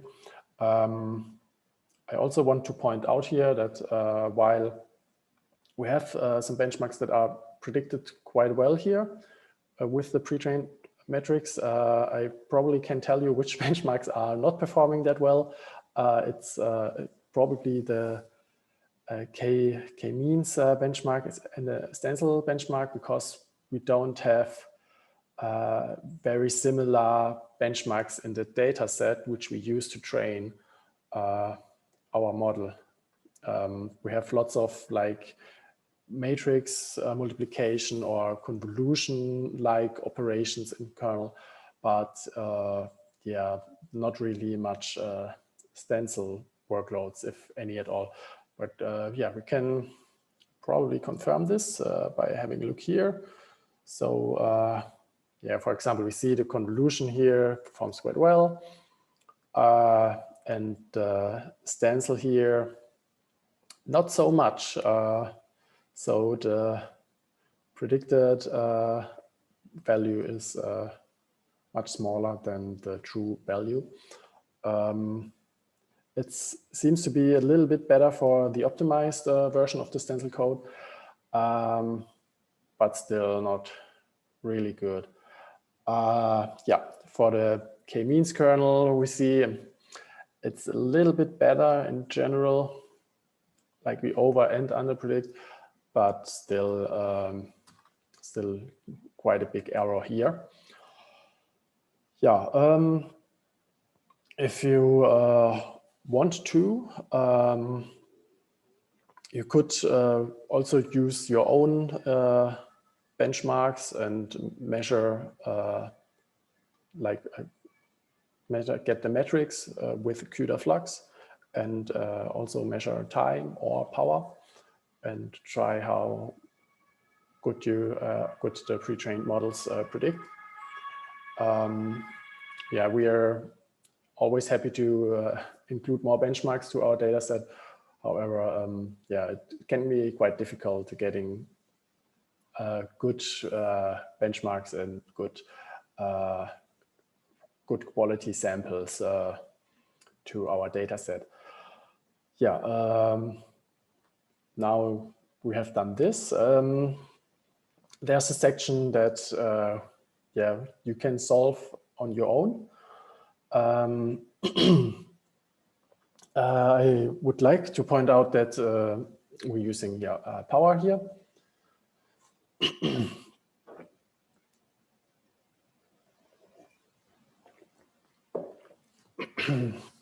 Yeah, and just really simple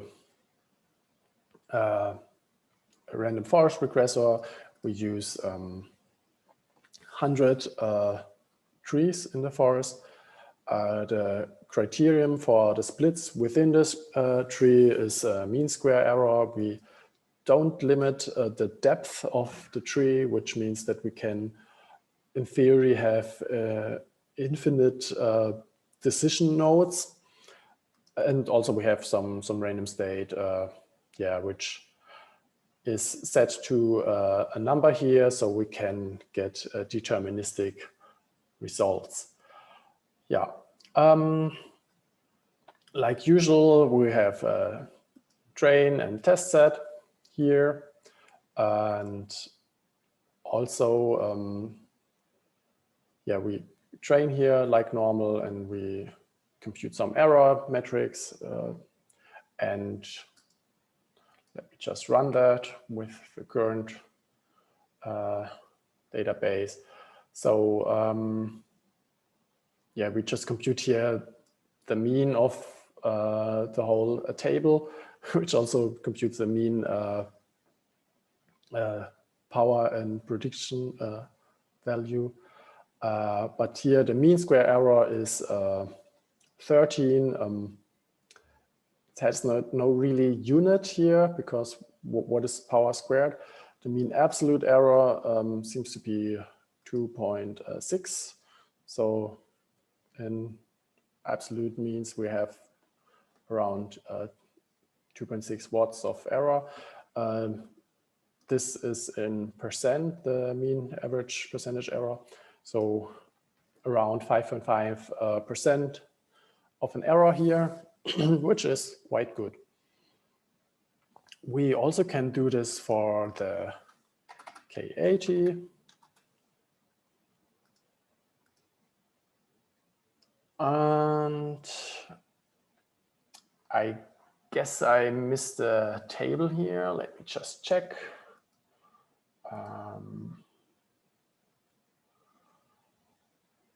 What the name, data power samples, K80. It should be, it's an empty database. Usually happens when you try to open a database that doesn't exist yet. I guess I should process the data here.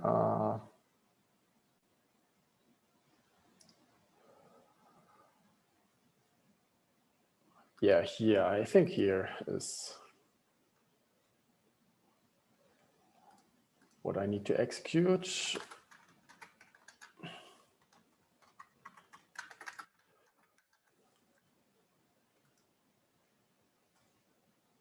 Okay, now that is done. Let's try that again. And we see rather similar results. It's very interesting that the mean power consumption is also very close to the one to the T4. Let's just check if it's really that close. So execute that again, and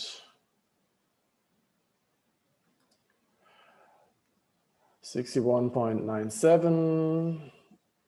Oh, I think we made a mistake here. It's exactly the same. I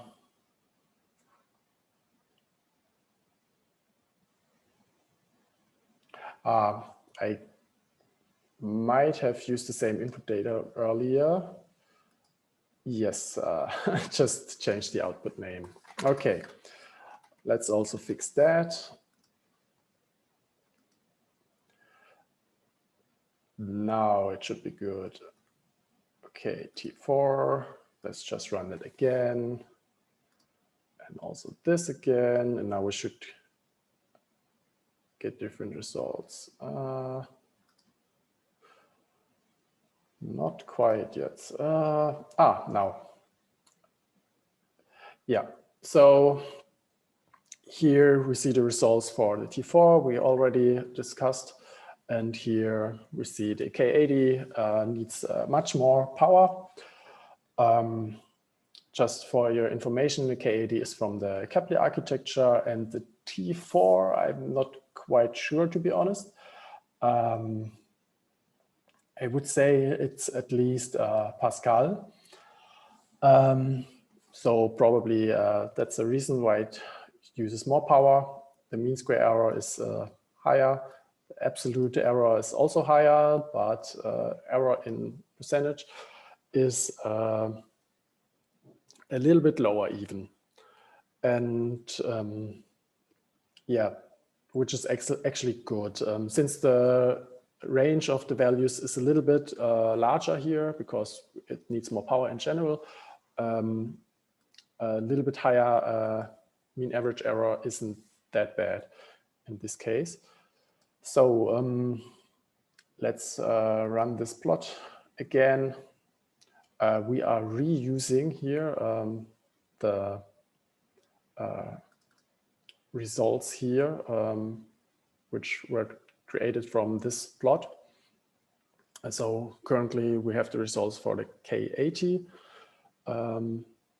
It has no log scale, and therefore, yeah, we can tell results are quite close to the true value.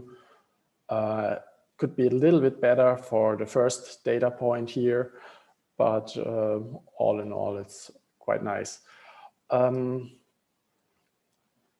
If we wanted to play around with the amount of data, we could also limit the amounts of samples we are using. For example, we have for the stencil code, we have like 5 different data points, samples, and we could just use these to create just a model for the stencil code. Of course, then it would be better than just having 5 data points, but yeah, we could do that if we wanted to, like this. Let's use the 5-point stencil in this case. And we see error is much higher here. Yeah, it also depends on which samples are being selected for the test or training set.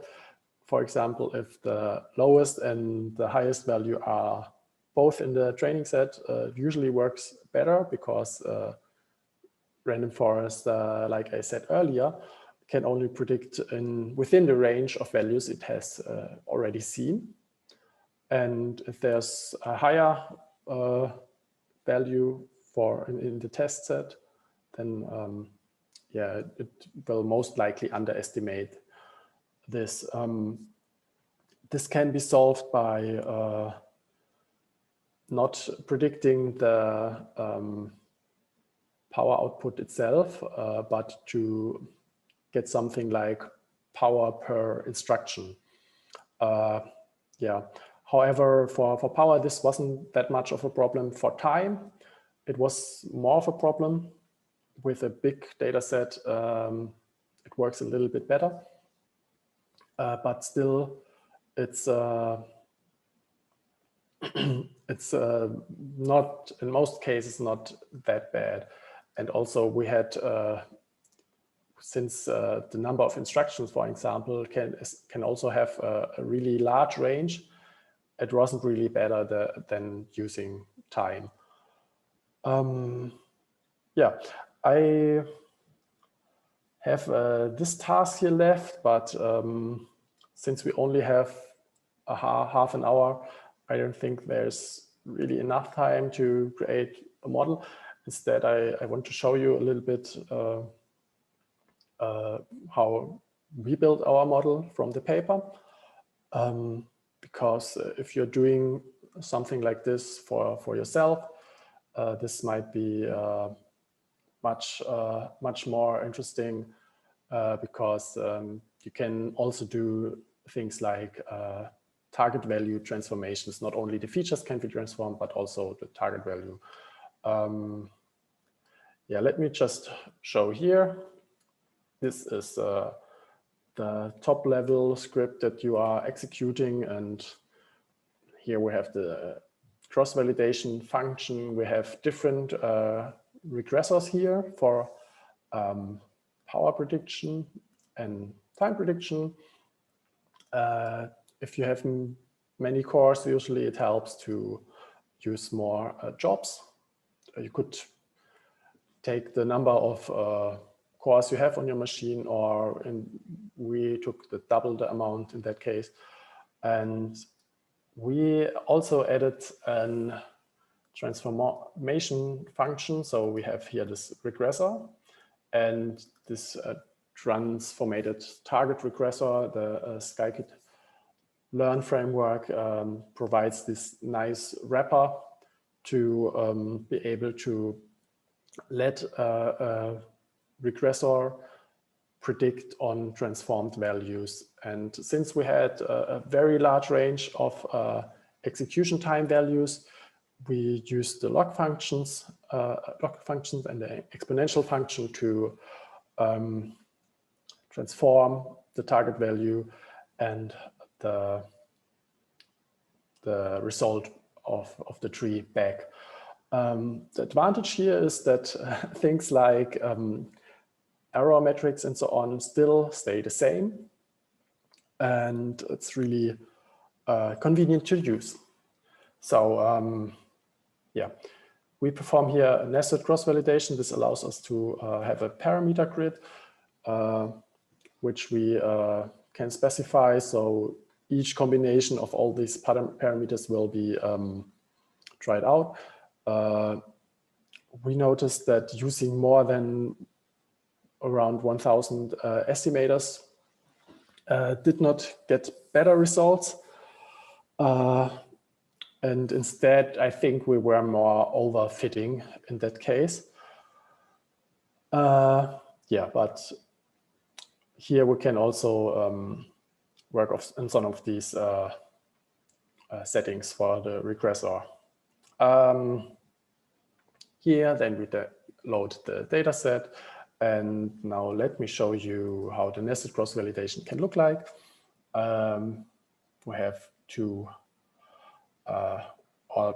let's say one loop where we compute with different random states the grid search with nested cross-validation, and then when we have the best regressor in this iteration, we will then get a new cross-validation score, which shows us how good the results are. Yeah, if you're interested in the details, I suggest you look into the paper and look up the reference for that.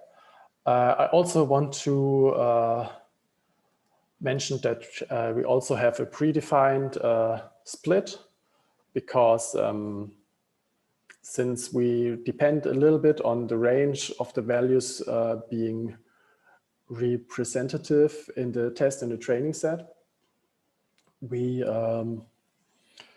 wrote or implemented a predefined split that ensured that 3 different groups are more or less equally in each bucket of the cross-validation. And yeah, so we ensured that by having short-running, medium-running, and long-running kernels in each set. I just see there's a question. Bernhard asked if are there orders of magnitudes between the different power measures for the kernel like runtime? No. The power consumption is has a very fixed range. Usually you have idle power of a GPU, which can be, I don't know, maybe 30 watts or something like that, even 20 watts when the GPU is power efficient. I think like gaming and consumer GPUs can be even lower. However, then on the upper limit, you have usually a TDP for the chip, which it can thermally or is allowed to emit thermally in order for the cooling to still work. So usually you have this fixed range in which you stay. And in an ideal world, we would also have benchmarks in our data set that really max out the power consumption of a GPU. However, with ever evolving GPUs, sometimes it can be hard to keep up, because now the Ampere generation from NVIDIA is out, and we would need to have a huge thread grid. And since we want to reuse the features for all of the GPUs, smaller GPUs also need to execute the same problem in order to get to use the sample for each prediction model for like a small GPU and a large GPU. Therefore, yeah, it can be difficult depending on what GPUs need to be modeled. Okay, yeah, we have looked a little bit into the internals of GPU Mangrove. Maybe I also show you a little bit of the random forest options you can have. There are many parameters you can set. Also, when we look at the different ensemble regressors or classifiers, there's also quite a number you can choose from. For example, for GPU Mangrove, we use the extra randomized forests, which are here. And yeah, they have some extra randomness, which helps to generalize better. So this is what we went with. Yeah, when I built the model, I also tried some boosting trees and so on. And yeah, I really can encourage you to try out different methods here, because sometimes you see that some methods work better on some data. I don't know if you all will be using this for time and power prediction. Maybe you could also predict cache hit rates, for example. Yeah, then maybe a different regressor would help. Yeah, so we have around 20 minutes left. If you have questions, please ask. If not, I have to think a little bit about what we can do here. We could train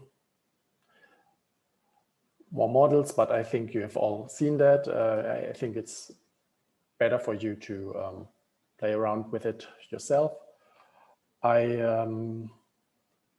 yeah, will keep the head node of the cluster running for like a few more hours, like until 8.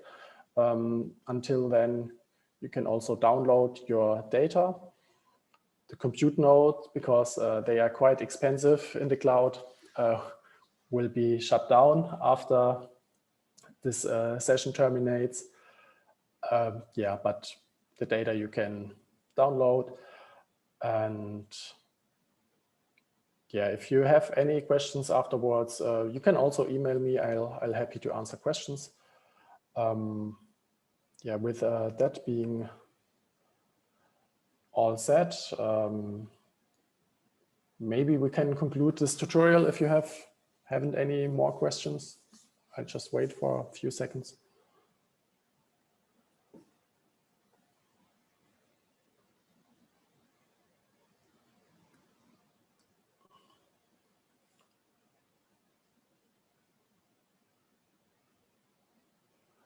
Okay, it seems there are not really many questions left. I hope this is a good thing. So you could follow me through this tutorial.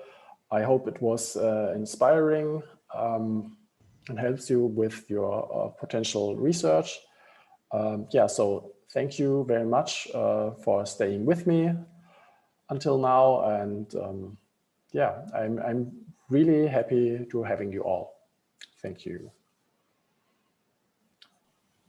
Thank you.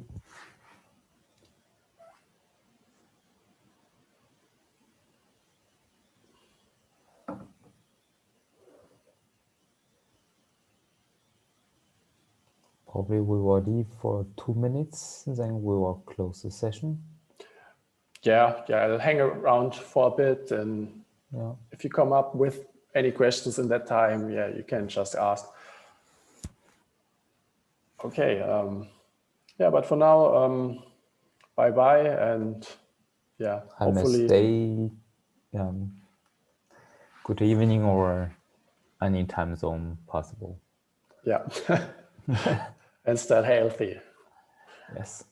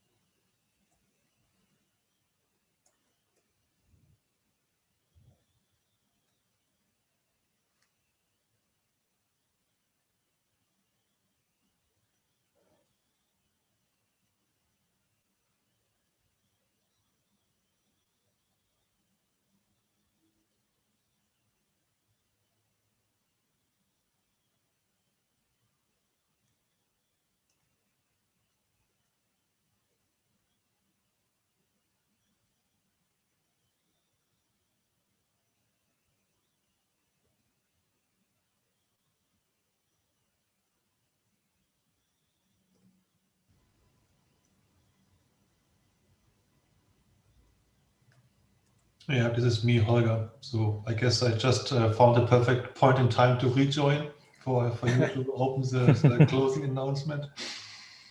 Yeah, apologies for my absence. There were some faculty duties in teaching, but simply put, just thanks to you guys, Jen, Lorenz, Yannick, Henrik, for organizing all this, and thanks to all the attendees for obviously making Lorenz and the others happy in terms of attendance. Yeah.